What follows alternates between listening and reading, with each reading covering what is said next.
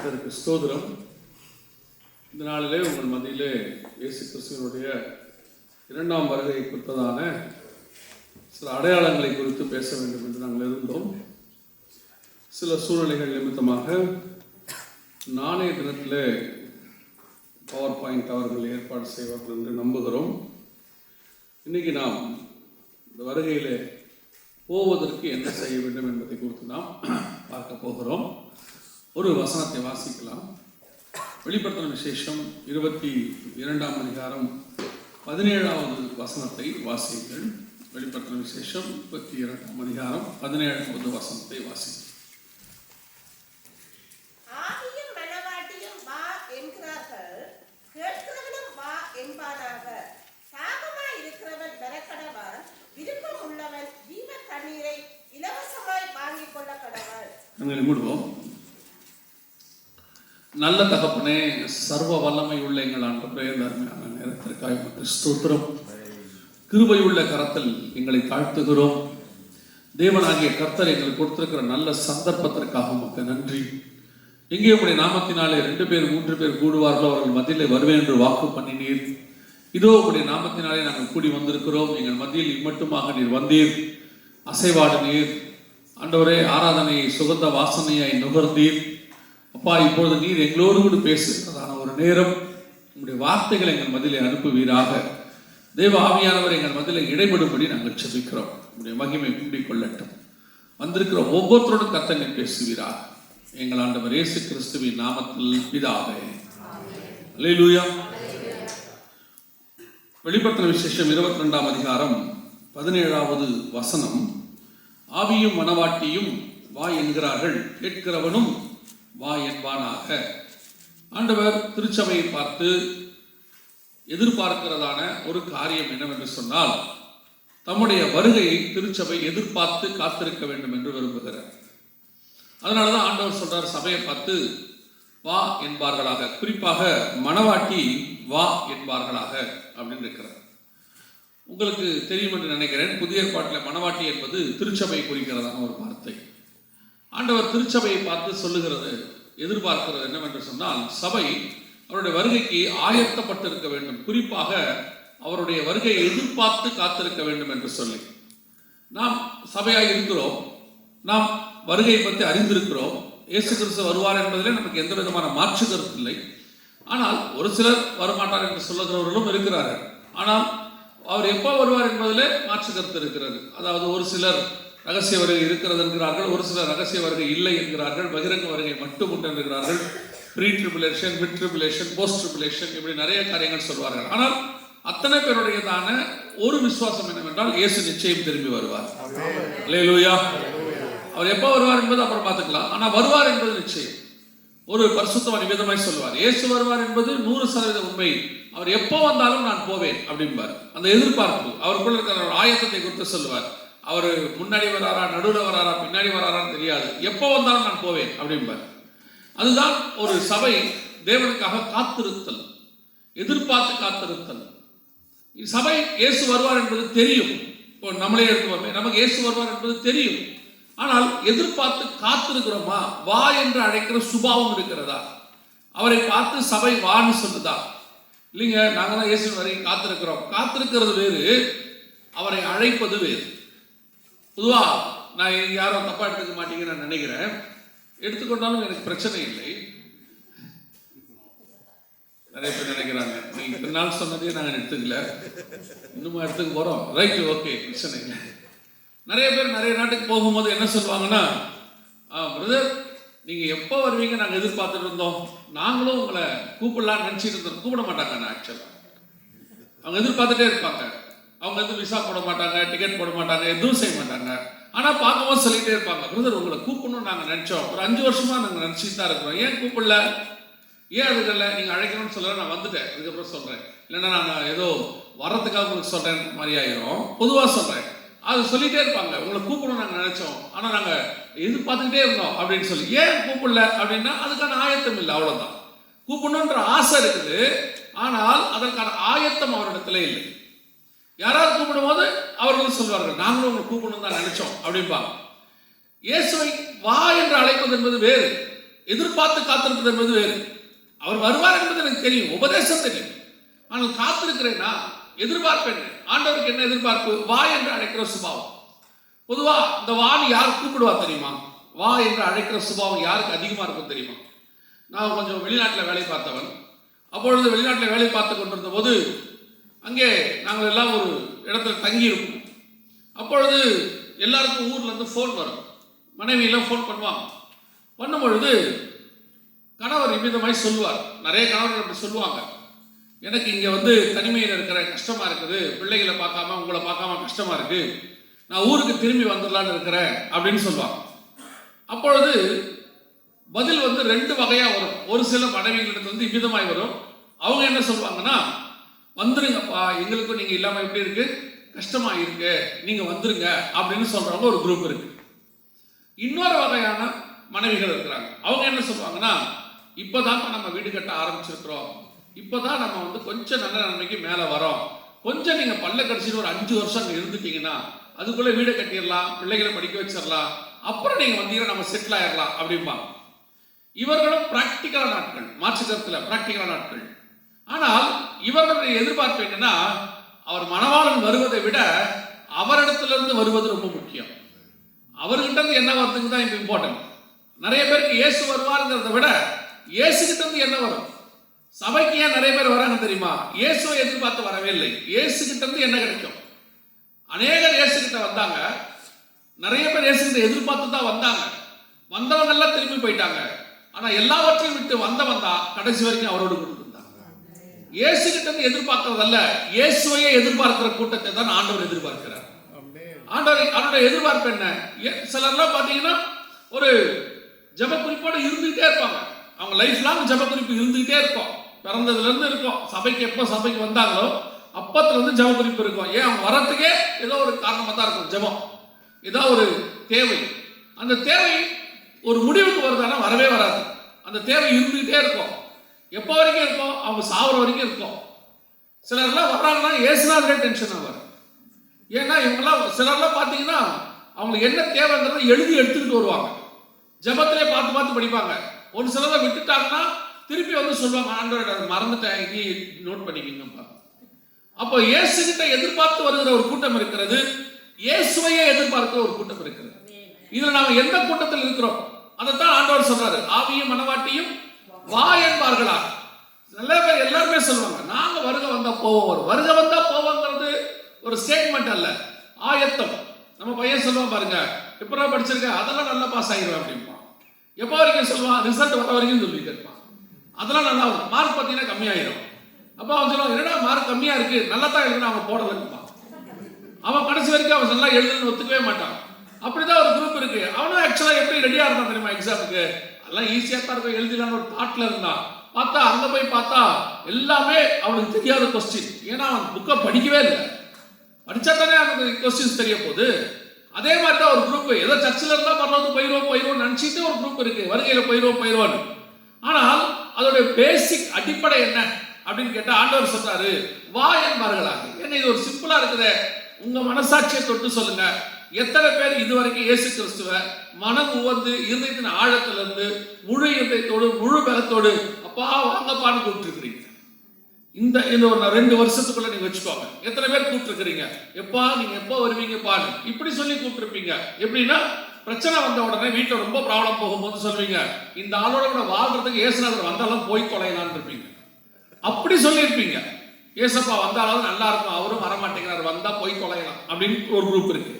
ஆனா உண்மையிலே இருதயத்தின் ஆழத்திலிருந்து ஆவியும் மனவாட்டியும் வா என்பார்களா, ஒரு எதிர்பார்ப்போடு. எப்போ வருவீங்க ஆண்டவரே? சரவண அழகா பாடுவாங்க, எப்போ வருவீர் இயேசுவே, ஏங்கி உள்ள உண்மை தேடுதே. இந்த எக்ஸ்பெக்டேஷன் சபைக்கு இருக்கிறதா? இந்த ஒரு எதிர்பார்ப்பே இல்லாமல் நீங்க எப்படி வருகையில போவீர்கள்? அந்த ஒரு வாஞ்சை இல்லாமல் இன்னைக்கு திடீர்னு இயேசுநாதரே வந்து ஒரு 10 நிமிஷத்துக்கு முன்னாடி வா கிளம்பு போலான்னா நீங்க எத்தனை பேர் போவீங்க? அத்தனை பேருக்கு கமிட்மெண்ட் இருக்குது, அத்தனை பேருக்கு ஒரு ஆசை இருக்குது, அத்தனை பேருக்கு ஒரு எதிர்பார்ப்பு, எதிர்கால திட்டம் இருக்கிறது. ஒரு தம்பி என்கிட்ட சொன்னான், ஆனா ஆண்டவர் 3 மாசத்துல வந்துருவாரான்னு கேட்டான்.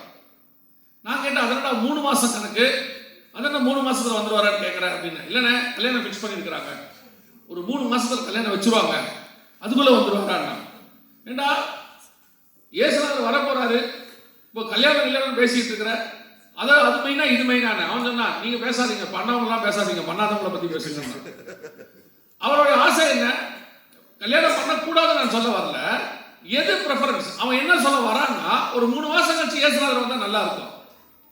அது அவனுடைய எதிர்பார்ப்பு அவ்வளவுதான். ஒருத்தர் என்கிட்ட சொன்னாரு, ஆண்டவர் ஒரு வீடு கட்டின பிறகு வந்தா நல்லா இருக்கும்ங்க. நான் கேட்டேன், வீடு கட்டின அன்னைக்கு நீங்க பிரதிஷ்டை பண்ற அன்னைக்கு வந்தா ஓகேவான்னு கேட்டேன். அவங்க வரமாட்டாங்க. ஏன்? அப்ப என்ன சொல்ல போறாங்க? ஆண்டவர் ஒரு வருஷம் வாழ்ந்துட்டு வந்துடுறேன். அப்புறம் என்ன சொல்லுவாங்க? ஒரு குழந்தைய பார்த்துட்டு வந்துடுறேன். ஆகமத்தத்துல யாருமே இங்க ரெடியா இல்ல. அவரை சந்திக்கிற இடத்துல இல்ல, எதிர்பார்ப்போட இல்ல, வாஞ்சியோட இல்ல, அழைக்கிற நோக்கத்துல இல்ல. அவருடைய நோக்கம் என்ன? ஆவியும் மனவாட்டியும் வா என்பார்களா, ஒரு எக்ஸ்பெக்டேஷன். சரி, ஏன் இயேசுநாதர் இந்த மாதிரி ஒரு வேர்டை சொல்றாரு? ஏன் என்ன கூப்பிடணும்னு அவர் ஆசைப்படுறாரு அப்படின்னு பாத்தீங்கன்னா, அவருக்கு ஏற்கனவே ஒரு எக்ஸ்பீரியன்ஸ் இருக்கு. வாசிங்க உன்னத பாட்டின் புஸ்தகம் 5ஆம் அதிகாரம் 2-3 வசனங்கள் வாசி. உன்னத பாட்டின் புஸ்தகம் 5ஆம் அதிகாரம்.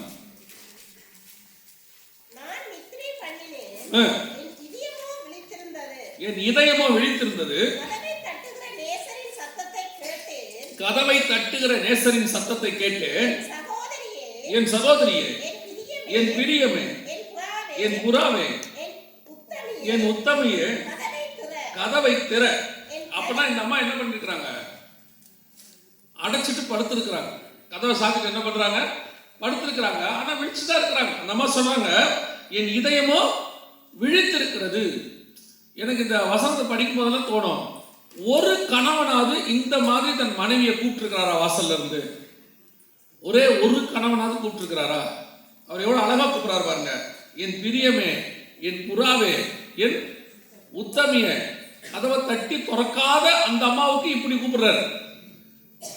நம்மளாம் கதவை தட்டும் போதே வேற விதமா இருக்கும். சிலர்லாம் கதவை தட்டுற வேகத்தை பார்த்து உள்ள இருக்கிற மனைவி சொல்லுவாங்க பிள்ளைங்கிட்ட, உங்க அப்பா சரியில்லை, கிட்ட போவாதீங்கம்பா. ஏன்னா அவர் வர வேகமே அப்படிதான் இருக்கும், தட்டுற சவுண்டே அப்படிதான் இருக்கும். சிலர்லாம் இடி முழக்கத்தை போல தட்டுவாங்க. எவ்வளவு அழகா கூப்பிடுறாரு பாருங்க. அதுவும் படுத்திருக்கிற ஒரு மனைவி பேசிக்கிட்டு இருக்கு உள்ள இருந்து. நான் அந்த அம்மா சொல்லுது அடுத்த வார்த்தை, என் வஸ்திரத்தை கலைந்தேன், என் பாதங்களை கழுவினேன். இப்படிலாம் பேசுற ஒரு அம்மா வார்த்தை கதவை உடச்சிட்டு வந்துருவாரு இன்னைக்கு உள்ள மணவாளன்.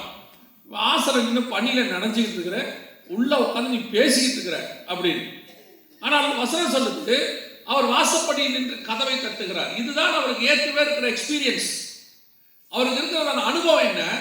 ஏற்கனவே ஒரு சபை, ஏற்கனவே ஒரு மக்கள் இஸ்ரவேல் ஜனங்களிடத்தில் வந்து கதவை தட்டுகிறார். அவர்களோ கதவை அவருக்கு திறக்கவில்லை, புறம்பே அவரை கொலை செய்து போட்டு விட்டார். இப்ப அவருடைய எதிர்பார்ப்பு என்ன தெரியுமா?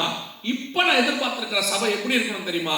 என்னை காத்திருக்கிற சபையாக, எதிர்பார்த்திருக்கிற சபையாக, எப்ப வருவீர் இயேசுவே என்று காத்திருக்கிற சபையாக. இப்ப சபையே இதே நிலைமை தான், எதிர்பார்த்திருக்கிற இடத்துல இல்ல. இங்க பாருங்க 5ஆம் அதிகாரம் 2வது வசனத்துல, கதவை தட்டுகிற என் நேசரின் சத்தத்தை கேட்டேன். இப்ப வாசிங்க வெளிப்படுத்தின விசேஷம் 3ஆம் அதிகாரம் 20வது வசனத்தை வாசி. வெளிப்படுத்தின விசேஷம் 3ஆம் அதிகாரம் 20வது வசனம் வாசி.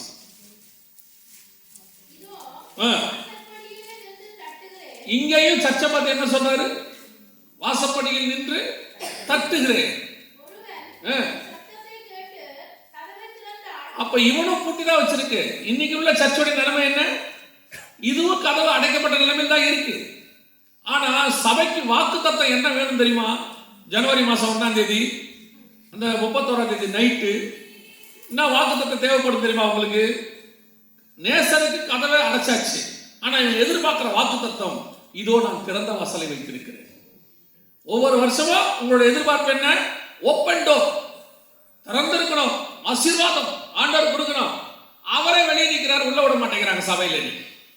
எசேக்கியேல் 8ஆம் அதிகாரத்தை போய் வாசித்து பாருங்க. அவர் சொல்றாரு, என் பரிசுத்த ஸ்தலத்தை விட்டு என்னை தூரமாய் போகும் பண்ணும்படியான காரியத்தை இஸ்ரவேல் வம்சத்தார் இங்கே செய்கிறார்கள். அதே வேலை தான் புதிய ஏற்பாட்டு சபையிலையும் நடக்குது. நேசர் வெளியே நிற்கிறார், அவருக்கு உள்ள வரதுக்கு இடம் இல்லை, கதவை அடைச்சு கிடக்கு. தட்டுறாரு, ஒருவன் சத்தத்தை கேட்டு திறந்தார்.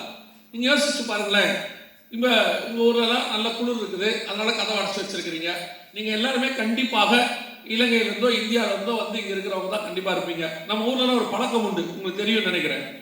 யாராவது நம்ம வீட்டுக்கு ஒரு பெரிய விஐபி வராரு, மிக முக்கியமான ஆள் வராரு, சொந்தக்காரர் வராரு, இல்ல ஊழியக்காரர் வராரு அப்படின்னா கதவு அடைச்சிருக்காது. கதவை என்ன பண்ணி வச்சிருப்போம்? திறந்து தான் வச்சிருப்போம். அப்படியே வாசலை பார்த்துக்கிட்டே இருப்போம். அந்த ரோடு முனையில அவர் வண்டி வருதான்னு பார்ப்போம். அவர் வண்டி வந்த உடனே வந்துட்டாரு வீட்டுக்குள்ள என்ன இருக்கும்? ஒரு பரபரப்பு இருக்கும். யோசிச்சு பாருங்க, உங்க பாஸ்டர் வீட்டுக்கு வரும்போது கதவு அடைச்சிருந்தா எப்படி இருக்கும்? கேரல் கிரவுண்ட்ஸுக்கு வரும்போதே என்ன சொல்லிட்டு வராங்கன்னா டைம் சொல்லிட்டு தான் வராங்க இல்லையா? டைம் சொல்லிட்டு தான் வராங்க. ஆனா எத்தனை பேர் கதவை திறக்க மாட்டாங்க தெரியுமா? அவங்க எழுப்பறதுக்கு ஒரு பாட்டு வச்சிருப்பாங்க, பிறந்தா. பக்கத்து வீட்டுக்காரெல்லாம் எழுந்திருக்கவே மாட்டாங்க கடைசி வரைக்கும். இவங்களும் பாட்டு பாடி 2 ஸ்டாண்ட்ஸா பாடி 3 ஸ்டாண்ட்ஸா பாடி, அப்புறம் இப்போ செல்போன்ல வந்துருச்சு, உடனே ஒரு போன் அடிக்கிறாங்க, பிரதர் வாசல்ல நிக்கிறோம், ஐயோ வந்துட்டீங்களா, தூங்கிட்டா. அதை விட மோசம் இன்னைக்கு சபையோட கர்த்தருடைய வார்த்தைக்கு இங்க எங்கே இருக்கிறது இடம்? கர்த்தருடைய வார்த்தைக்கு சபை அடைக்கப்பட்டிருக்கிறது. இயேசு வெளியே நிற்கிறார். இங்கே உள்ள வீடுகள் அடைக்கப்பட்டிருக்கிறது. கர்த்தருடைய வார்த்தைக்கு வீடுகள் அடைக்கப்பட்டிருக்கிறது. இருதய கதவுகள் அடைக்கப்பட்டிருக்கிறது. But we are all Christians. சபைக்கோ செய்திக்கோ எந்த பஞ்சமும் கிடையாது. ஆனால் செய்தி உள்ளுக்குள் போகிறதா? நமக்குள் கர்த்தருடைய வார்த்தை வருகிறதா? ரெகுலர் சர்ச் கோயரை பத்தி யாரும் இங்க பேசவே இல்லை. 90% அட்டெண்டன்ஸ் இருந்தா போதும் யாரும் இங்க சொல்லல. 90% அட்டெண்டன்ஸை விட பாஸ் ஆக வேண்டும் என்பதுதான் இங்க முக்கியம். எல்லா நாளும் அவன் ஸ்கூலுக்கு போயிடுவான், ஆனா ஃபெயில். என்ன பிரயோஜனம்? போய் என்ன பிரயோஜனம்? டீச்சர் நடத்துற பாடம் அவனுக்கு ஏறல, அவனுக்கு புரியல. ஆவியானவர் சபையில பேசுறது காது வழியா கேட்கல. கடைசி காலத்துல சபை எப்படி இருக்கிறது? ரெக்ரியேஷன் சென்டர், ஷாப்பிங் மாலை விட மோசமா இருக்கு. சபை எப்படி உட்கார்ந்துருக்கு? கர்த்தர் சொல்ற வார்த்தை காதுல போதா? போயிடுச்சுன்னா சந்தோஷம், நான் போகலன்னு சொல்றேன். போயிடுச்சுன்னா சந்தோஷம், ஆனா போக மாட்டேங்குது. அநேக சபைகள் அடைக்கப்பட்டிருக்கிறது கதவுக்கு. நிறைய பேர் சொல்றாங்க கர்த்தருடைய வசனத்துக்கு இங்க இல்ல. நாங்க ஒரு இலங்கையில தான் ஒரு தடவை போயிருந்தோம், கொழும்புல. போகும்போது ஒரு ஊழியர் விதமாய் சொன்னார். நான் என்ன சொல்லல, நல்ல வேலை கர்த்தருக்கு ஸ்தோத்திரம். ஆனா அவருடைய மனநிலை அப்படிதான் இருந்துச்சு. நிறைய வசனம் பேசுற ஒரு ஊழியக்காரர் வந்திருந்தார். அவருக்கு அவங்க சொன்னாங்க, பாஸ்டர் நல்லா வொர்ஷிப் பண்ற மாதிரி ஆளா இருந்தா சொல்லுங்க அப்படின்னு. அந்த ஊழியக்காரர் கேட்கிறாரு, இந்த மாதிரி வசனம் பேசுற ஒரு ஊழியக்காரர் வந்திருக்கிறாரு, அவரு உங்க சர்ச்சில் இன்னைக்கு பேச வைக்கலாமான்னு. அதுக்கு அந்த மனுஷன் சொல்றாரு, அங்க இருக்கிற ஊழியக்காரர், இல்லைங்க நல்ல ஒரு வொர்ஷிப்பான ஆட்களா சொல்லுங்க. ஜனங்க இப்பெல்லாம் வொர்ஷிப்புக்கு தான் இம்பார்ட்டன்ஸ் கொடுக்குறாங்க. வொர்ஷிப்பை நான் தப்பா சொல்லவே இல்லை, ஆராதனை முக்கியம். அதை விட முக்கியம் கர்த்தருடைய வார்த்தை. கர்த்தருடைய வார்த்தை இல்லாத இடத்துல என்ன ஆகும் யோசிச்சு பாருங்க. அஸ்திவாரம் கர்த்தருடைய வார்த்தையின் மேலதான். இப்ப தம்பி உடனே ஆராதனை நடத்தினார். நான் அதை எப்படி எடுத்துப்பேன் தெரியுமா? இப்ப நீங்க வசனம் கேட்கறதுக்கு உங்களை ஆயத்தப்படுத்துவதுதான் அந்த ஆராதனை. வரவங்களை ஸ்பிரிச்சுவலி ஒரு ஒன்னஸ் படுத்தி அந்த நிலத்தை கொத்து எரு போட்டு விதைய தூவறதுக்கான ஒரு பிரிமினரி ஒர்க்கை தான் அவர் பண்ணிட்டு போயிருக்கிறார். அது நான் அதை விரும்புவேன். ஏன்னா அந்த ஆராதனை என்ன செய்யும்? பின்னாடி வருகிறவனுக்கு வசனத்தை சொல்வதற்கு லகுவாக இருக்கும். ஒரு ஸ்பிரிச்சுவல் ஒரு கிளைமேட்டை உருவாக்கிட்டு போயிடுவாங்க. அதுதான் வொர்ஷிப். ஆனா வசனம் முக்கியம் இல்ல, ஆராதனை மட்டும் போதும். வசனம் இல்லைன்னா எப்படி? இன்னைக்கு சபைகள் வசனத்துக்கு அடைக்கப்பட்டிருக்கு. தட்டிக்கிட்டு இருக்கிறார் இயேசு கதவை திறக்கிறதுக்கு, கேட்க மாட்டேங்கிறான். அதனாலதான் ஆண்டவர் சொல்றாரு, ஆவியும் மனவாட்டியும் வாயன்பார்களாக. டோரை திறங்கப்பா, வசனத்துக்கு திறங்க சொல்றேன். நீங்க நல்ல ஒரு 3 நாளா வசனம் கேட்கறீங்க. ஒருவேளை நீங்க நினைக்கலாம், நாங்க தான் 3 நாளா வசனம் கேட்கிறோமே, எங்களை ஐயா இந்த மாதிரி சொல்ற, நீ தெரிஞ்சுதானே உன்னை கூப்பிட்டுருக்குறோம். நீ அற்புத அடையாளத்தை பத்தி பேச மாட்ட, நீ எப்படி ஆசீர்வாதமா உன் வாயிலிருந்து ஒன்றும் வரப்போறது இல்லை. தெரிஞ்சாலும் நாங்கள் உன்னை கூப்பிட்டுருக்குறோம், வந்து உட்காந்துருக்கிறோமே, எங்களையா இப்படி பேசுற அப்படின்னா உங்க வழியாத்தான் மற்றவங்களுக்கு பேச முடியும். உங்ககிட்ட சொல்லித்தான் அனுப்ப முடியும். ஆன்லைன்ல கேட்கறவங்களுக்கு அப்படித்தான் சொல்ல முடியும். எதுக்கு சொல்ல வரேன் அப்படின்னா, வசனத்துக்கு அடைக்கப்பட்ட சபை எல்லாத்துக்கும் அடைஞ்சிடும். நல்லா புரிஞ்சுக்கோங்க. வசனத்தினால் வரக்கூடிய ஆசீர்வாதம் தான் நிரந்தரமானது. அந்த சபை தான் நிலை நிற்கும். வேற எதிலையும் நிற்கிறார், வேற எது மேலே நீங்க அஸ்திவாரம் போட முடியாது. அவரே சொல்றாரு, கண்மலையின் மேல் கட்டப்பட்ட வீடு. அப்போ கர்த்தருடைய வார்த்தைக்கு இடம் கொடுக்காட்டி 20 minutes பெருந்தன்மை. இப்பெல்லாம் ஒரு 20 நிமிஷம் பேச முடியுமா? அதுவும் 20 நிமிஷம்ங்கிறது எக்ஸ்ட்ரீம் இல்லைங்க. கொஞ்சம் நேரம் டைம் எக்ஸ்ட்ரா வந்தாரு, அப்போ ஓகே ஒரு 25 minutes எடுத்துக்கோங்க.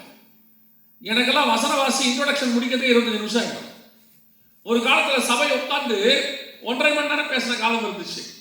இயேசுநாதர்கிட்ட பேசினா காலையிலேருந்து சாயங்காலம் வரைக்கும் பேசுவார். கொஞ்சம் ஏமாத்தா 3 நாள் பேசுவார். நீங்க அவர்கிட்ட போய் சொல்லிடுவீங்களா? நீங்க இன்னைக்கு என்ன சொல்றாங்க, டயத்துக்கு கொஞ்சம் முடிச்சிருங்க, நான் முடிச்சிருவேன், பயப்படாதீங்க. நீங்க உடனே இப்படி யோசிச்சு ஐயோ தான் முடிக்க மாட்டாங்க அப்படின்னு, நான் முடிச்சிருவேன். அதனால தான் நான் ஏறும் போதே கேட்டுருவேன், டைம் என்ன எப்போ முடிக்கணும்ன்றத கேட்டுருவேன். ஒரு குரூப் இருக்கு, என்ன சொல்லுவாங்க, டயத்துக்கு முடிக்கணும் இல்லையா அப்படின்னு சொல்லுவாங்க. இந்த வார்த்தை நீங்க இயேசுநாதர்கிட்ட போய் சொல்லுவீங்களா? பேசிக்கிட்டே இருக்கும்போது சொல்லுவீங்களா, ஆண்டவரே காலையிலேருந்து பேசிக்கிட்டு இருக்கிறீங்க, சாயங்காலம் ஆகுது, எப்போ முடிப்பீர், அப்பாலை இப்போ சாத்தானே பாரு. அடுத்த வார்த்தை அப்படிதான் சொல்றாரு, அப்பாலை இப்போ சாத்தானே பாரு. 3 நாள் சாப்பாடு தண்ணி இல்லாம பேசுவார் உட்காந்து, ஜனங்க உட்காந்து கேட்பாங்க. இங்க அது கிடையாது, சபைக்கு அந்த ரெஸ்ட்ரிக்ஷன் கிடையாது. நம்ம தான் ஒரு ஆர்டர் ஆஃப் சர்வீஸ் போட்டு நாம ஆர்டர் போட்டு நம்மளே அதுக்கு சீல் போட்டு நம்மளே வச்சிருக்கோம். பரலோகத்துக்கு அந்த ஆர்டர்லாம் கிடையாது. பரலோகம் நினைச்சா எப்ப வேணாலும் பேசும். நேற்று உட்காந்து வீட்டில் சகோதரனோட கூட வசனம் பேசிட்டு இருந்தோம். அப்போ 8ஆம் அதிகாரம் எசேக்கியேல் புத்தகத்துல அந்த அந்த சீனை அவங்க அந்த சூழ்நிலையை பார்த்தீங்கன்னா எப்படி இருக்குன்னு பாருங்க. 8ஆம் அதிகாரம் 1-2 வசனத்தை 1-3 வசனத்தை வாசிக்கும் போது எசேக்கியேல் சொல்வாரு, நான் யூதாவின் மூப்பர்களோடு உட்கார்ந்து பேசிக் கொண்டு இருந்தேன். என்ன பண்ணிட்டு இருந்தேன்? பேசிக்கிட்டு இருந்தேன். கை போல் தோன்றினது என் தலைமையரை பிடித்து வானத்துக்கு பூமிக்கு நடுவில் கொண்டு போயிட்டு என்னை கொண்டு போய் எருசலேம்ல ஒரு இடத்துல போய் ஆலயத்துல ஒரு வாசல்ல கொண்டு போய் என்னை விட்டாரு அப்படின்னு இருக்கும். 8ஆம் அதிகாரத்துல ஆரம்பிக்கும் பொழுது யோசிச்சு பாருங்களேன், இவர் உட்கார்ந்து பேசிக்கிட்டு இருக்கிறார். யாரோட? யூதாவின் மூப்பர்களோட, லீடர்ஸோட பேசிட்டு இருக்காரு. இவர் பாட்டு முடிய பிடிச்சி தாத்தனை இழுத்துட்டு போயிட்டார். பார்க்கறவனுக்கு எப்படி இருக்கும்? வசனம் சொல்றது, ஆவிக்குள்ளானே பாடி அங்கேயே கிடக்குது. இவர் பாட்டு ஸ்பிரிட்ல இவனை கூட்டிட்டு போயிட்டாரு. அப்படின்னா என்ன அர்த்தம்? நீங்க சொல்லுவீங்களா, ஆண்டவரே பேசிட்டு இருக்கும் போது என்ன கூப்பிட்டு போறீரு, பேசி முடிச்சுட்டு வர கொஞ்சம் வெயிட் பண்ணுங்கன்னு சொல்ல முடியுமா? பரலோகம் எப்ப வேணாலும் பேசும், எப்படி வேணாலும் பேசும், எந்த நிமிஷத்துல வேணாலும் பேசும். நீங்க பரலோகத்தை கண்ட்ரோல் பண்ண முடியாது. இன்னைக்கு சபை கர்த்தரை கண்ட்ரோல் பண்ணிக்கிட்டு இருக்குது. இப்படிதான் பேசணும், இதுக்குள்ளதான் பேசணும், அது ஒரு ஒழுங்கு, அதுக்குள்ள முடிச்சிடணும். இல்லவே இல்லை. பரலோகத்துடைய ஒழுங்கு என்ன தெரியுமா? அது என்ன சொல்லுதோ அதன்படி நீங்க செய்யறதுதான் ஒழுங்கு. நாம ஒரு ஒழுங்கை ஏற்படுத்திட்டு ஆண்டவர் அந்த கண்ட்ரோலுக்குள்ள கொண்டு வரது எப்படி ஒழுங்காகும்? இன்னைக்கு சபை, ஆனா இது எதுக்கு தெரியுமா? இந்த ரெஸ்ட்ரிக்ஷன்லாம் நல்லா கவனிச்சு பாருங்க. வசனத்துக்கு தான் இந்த மாதிரிலாம் ஒழுங்கு பார்ப்பாங்க. ஆனா ஏதாவது ஒரு சபையில ஒரு போட்டி, விளையாட்டு, என்டர்டைன்மெண்ட் இல்ல ஏதாவது ஒரு கேம்ஸ் வச்சு பாருங்க, அதுக்கு டைமே கிடையாது. டைம் போயிட்டே இருக்கும். அதுல வேற பெருமையா சொல்லுவாங்க, டைம் போனதே தெரியல. சிலருக்கு சர்ச்சிலுமே டைம் போறது தெரியாது. ஏன் தெரியுமா? பெரிய ஆசீர்வாதம், நல்லா குளிச்சு ரெடி ஆகி பவுடர் போட்டு இங்க தூங்குது. எவ்வளவு அவனுக்கு டைம் போனதே தெரியாது. பெரிய ஆசீர்வாதம். நான் அதுவும் சொல்லுவேன், ஆவிக்குரிய சபையில ஒருத்தன் தூங்குறானா அவனமான பரிசுத்தமான உலகத்துல யாருமே இல்லை. ஏன்னா கர்த்தர் அவனுக்கு அயர்ந்த நித்திரையை வர பண்ணி இருக்கிறார். எவ்வளவு பெரிய ஆசீர்வாதம் பாருங்க. ஒரு நடந்த சம்பவம் இது. ஒரு நாட்டுல பக்கத்து பில்டிங்காரு போன் பண்ணிட்டார் போலீஸ்க்கு. இவங்க பக்கத்துல ஒரு பெந்தகோஸ்தே சர்ச் இருக்கு, பயங்கரமா சவுண்ட் போடுறாங்க, என்னால தூங்கவே முடியல, அவங்க கொஞ்சம் என்னன்னு கேளுங்கன்ட்டு. அந்த நகரத்துடைய போலீஸ் ஆபீசர் வந்துட்டாரு. ஆராதனை நடந்துட்டு இருக்குது. பாஸ்டர் அவரை பார்த்தோன்னா கண்ணை மூடிட்டு, நம்ம கிட்ட இருக்கிற ஒரே ஆயுதம் அது ஒண்ணுதான். நம்ம பெரிய ஆயுதம் கண்ணை மூடி சோத்திரம் பண்ண ஆரம்பிச்சோம். ஐயோ ஆண்டவரே ஏன் இவர் வந்தார் அப்படின்னு. பாஸ்டர் கண்ணை மூடி சோத்திரம் பண்ண ஆரம்பிச்சிட்டாரு. அப்புறம் அந்த போலீஸ் ஆபீசர் அப்படியே சர்ச் ஃபுல்லா ஒரு ரவுண்ட் அடிச்சாரு. பக்கத்து வீட்டுல போய் கேட்டாரு, உனக்கு என்ன பிரச்சனை அந்த சர்ச்சாலன்னு கேட்டாரு. அவங்க பாருங்க எப்படி சவுண்ட் போறாங்க, எனக்கு தூக்கம் வர மாட்டேங்குது, நீ பொய் சொல்ற அப்படின்னாரா. ஏன் அப்படின்னா, நான் அந்த சர்ச்சில் பார்த்தேன், அவ்வளவு சவுண்ட் போறாங்க, நீ சொல்ற அங்க 4 பேர் தூங்குறான். சர்ச்சுக்குள்ளேயே 4 பேர் தூங்குறான், நீ ஏன் பக்கத்து வீட்டுல தூங்க முடியாது, தூங்க யாருக்கு போயிட்டாரா. அவ்வளவு பெரிய ஆசீர்வாதம் நம்ம கிட்ட இருக்குது. இந்த ஆட்களுக்கும் டைம் போறதே தெரியாது. அதுக்கு நாங்கள் ஒரு அலாரம் வச்சிருக்கிறோம் சர்ச்சில், எல்லா சர்ச்சிலையும் வச்சிருக்கிறோம். என்ன அலாரம் கேட்டீங்கன்னா, என் ஆத்மாவே கர்த்தரை ஸ்தோத்திரி.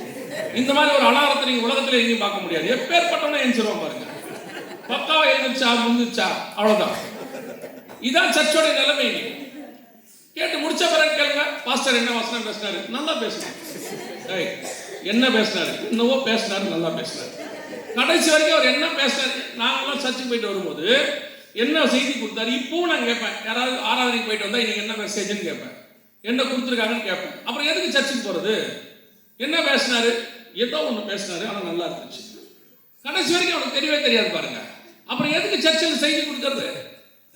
உட்காந்து நானும் வந்தேன், அட்டண்டன்ஸ் போட்டு அப்படியே உட்காந்து பராக் பார்த்துட்டு, நான் உங்களை சொல்ல, நீங்களாம் தங்கம், நான் பேசுறதில்ல, உங்களை தவிர வெளியே வச்சுக்கோங்க.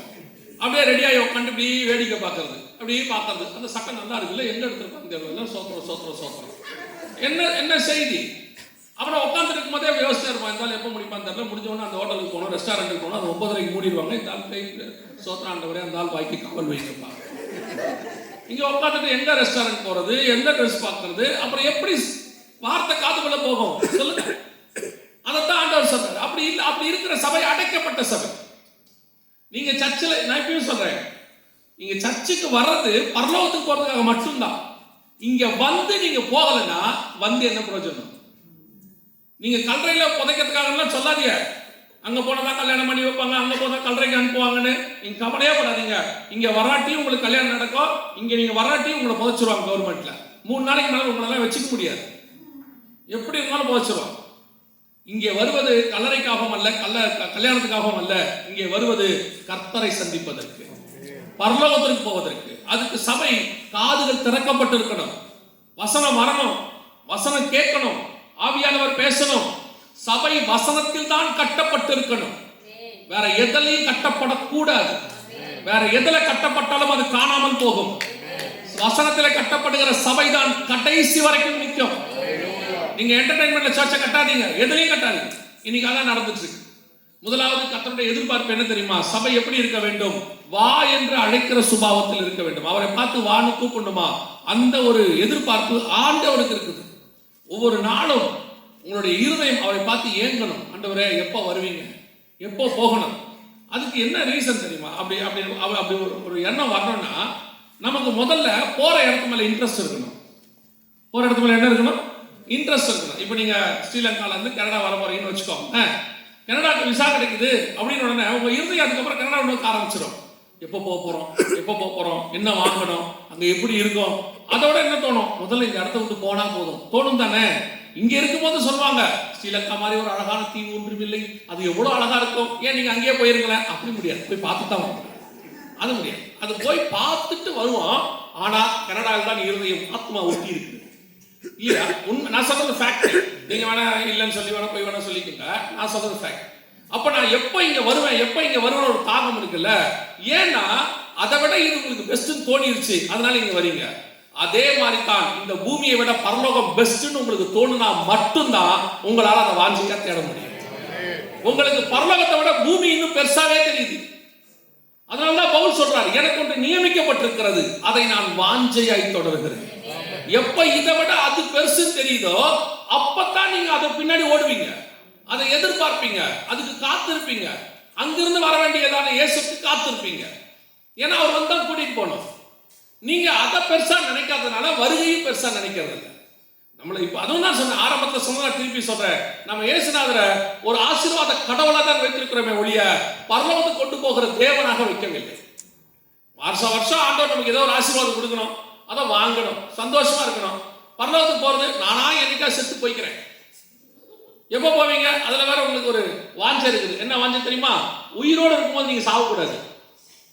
அது எப்படிங்க உயிரோடு இருக்கும் சாப்பிடாது? எல்லாருக்கும் ஆசை என்ன தெரியுமா?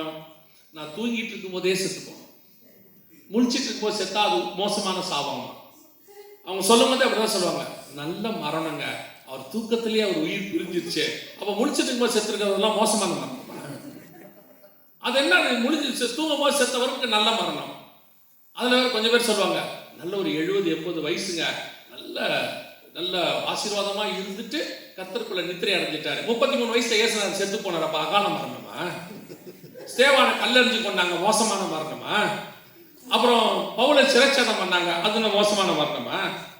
இவங்களா ஒண்ணு பிக்ஸ் பண்ணிக்கிறது, அதை இவங்களே நல்லதுன்னு சொல்லிக்கிறது, அப்புறம் அது மேல இவங்களே ஒரு மாளிகையை கட்டிக்கிறது. பரலோகத்துக்கு எப்போ போகணுங்கிற ஆசை வருதோ, இப்ப பரலோகத்துக்கு ஒரு ஆசையும் இல்லை உங்களுக்கு. ஒரு நல்ல நல்ல பாட்டுலாம் இருக்கு தெரியுமா உங்களுக்கு? அழகாய் நிற்கும் யார் இவர்கள் இருக்குதானே, பரலோகமே என் சொந்தமே இருக்குதானே. இந்த பாட்டெல்லாம் வீட்டுல பாட விட மாட்டான் தெரியுமா உங்களுக்கு? இப்ப பாட விடுறது இல்ல, சர்ச்சிலையும் பாடுறது இல்ல. என்னங்க சாவு பாட்டு பாருங்கன்றான். பரலோகமே என் சொந்தமே என்ன பாட்டு? அது இப்ப சாவு பாட்டு. இப்ப அதெல்லாம் வந்து சாவு பாட்டு. எது நல்ல பாட்டு? இருக்க நல்ல ஒரு வீடு தந்தீர், வாழ தேவையான வசதி தந்தீர், நல்ல பாட்டு. பரலோகமே என் சொந்தமே. ஆனா ஏங்க நீங்க வேற அதை போய் கலங்கத்தங்க பாடிட்டு. இவனுக்கு கொஞ்சம் கூட பரலோக ஆசை கிடையாது. ஆனா சொல்லும் போது மட்டும் சொல்லுவான், இப்போ ஆண்டவர் வருவாரா? பொய்க்காரன். உங்களை சொல்ல, நீங்க தங்கம், நான் சொல்றது வெளியே சுத்தமா பொய். ஒரு ரூபாய்க்கு வரலான்னு ஒரு ஆசை கிடையாது. அத்தனை பேருக்கும் இந்த பூமியில எவ்வளவு இந்த நம்ம ஊர்ல பார்த்துருக்கீங்களா, இந்த கரும்பு ஜூஸ் புளிவாங்க தெரியுமா?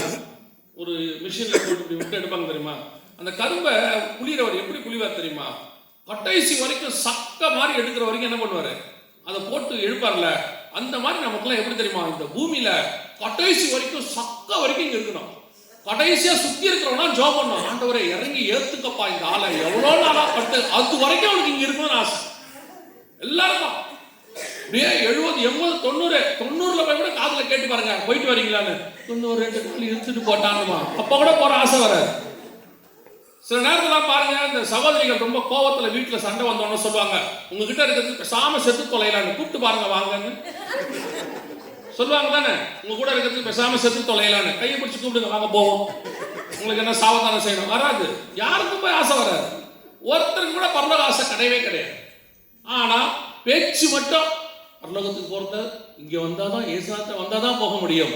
ஆண்டவர் வாசப்படியிலிருந்து கதவை தட்டுகிற தேவன். அவர் எதிர்பார்க்கிறார், எப்போ யார் திறந்து என் கூட வருவீங்க.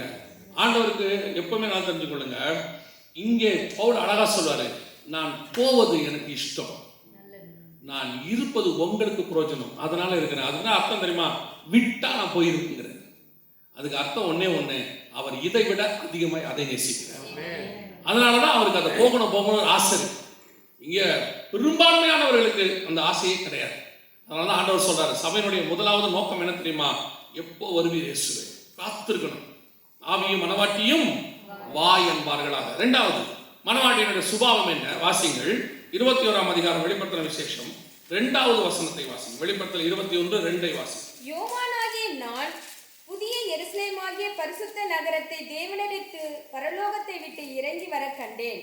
அது தன் புருஷனுக்காக அலங்கரிக்கப்பட்ட மணவாட்டியை போல ஆயத்தமாக்கப்பட்டிருந்தது. தன் புருஷனுக்காக அலங்கரிக்கப்பட்ட மணவாட்டியை போல ஆயத்தமாக்கப்பட்டிருந்தது.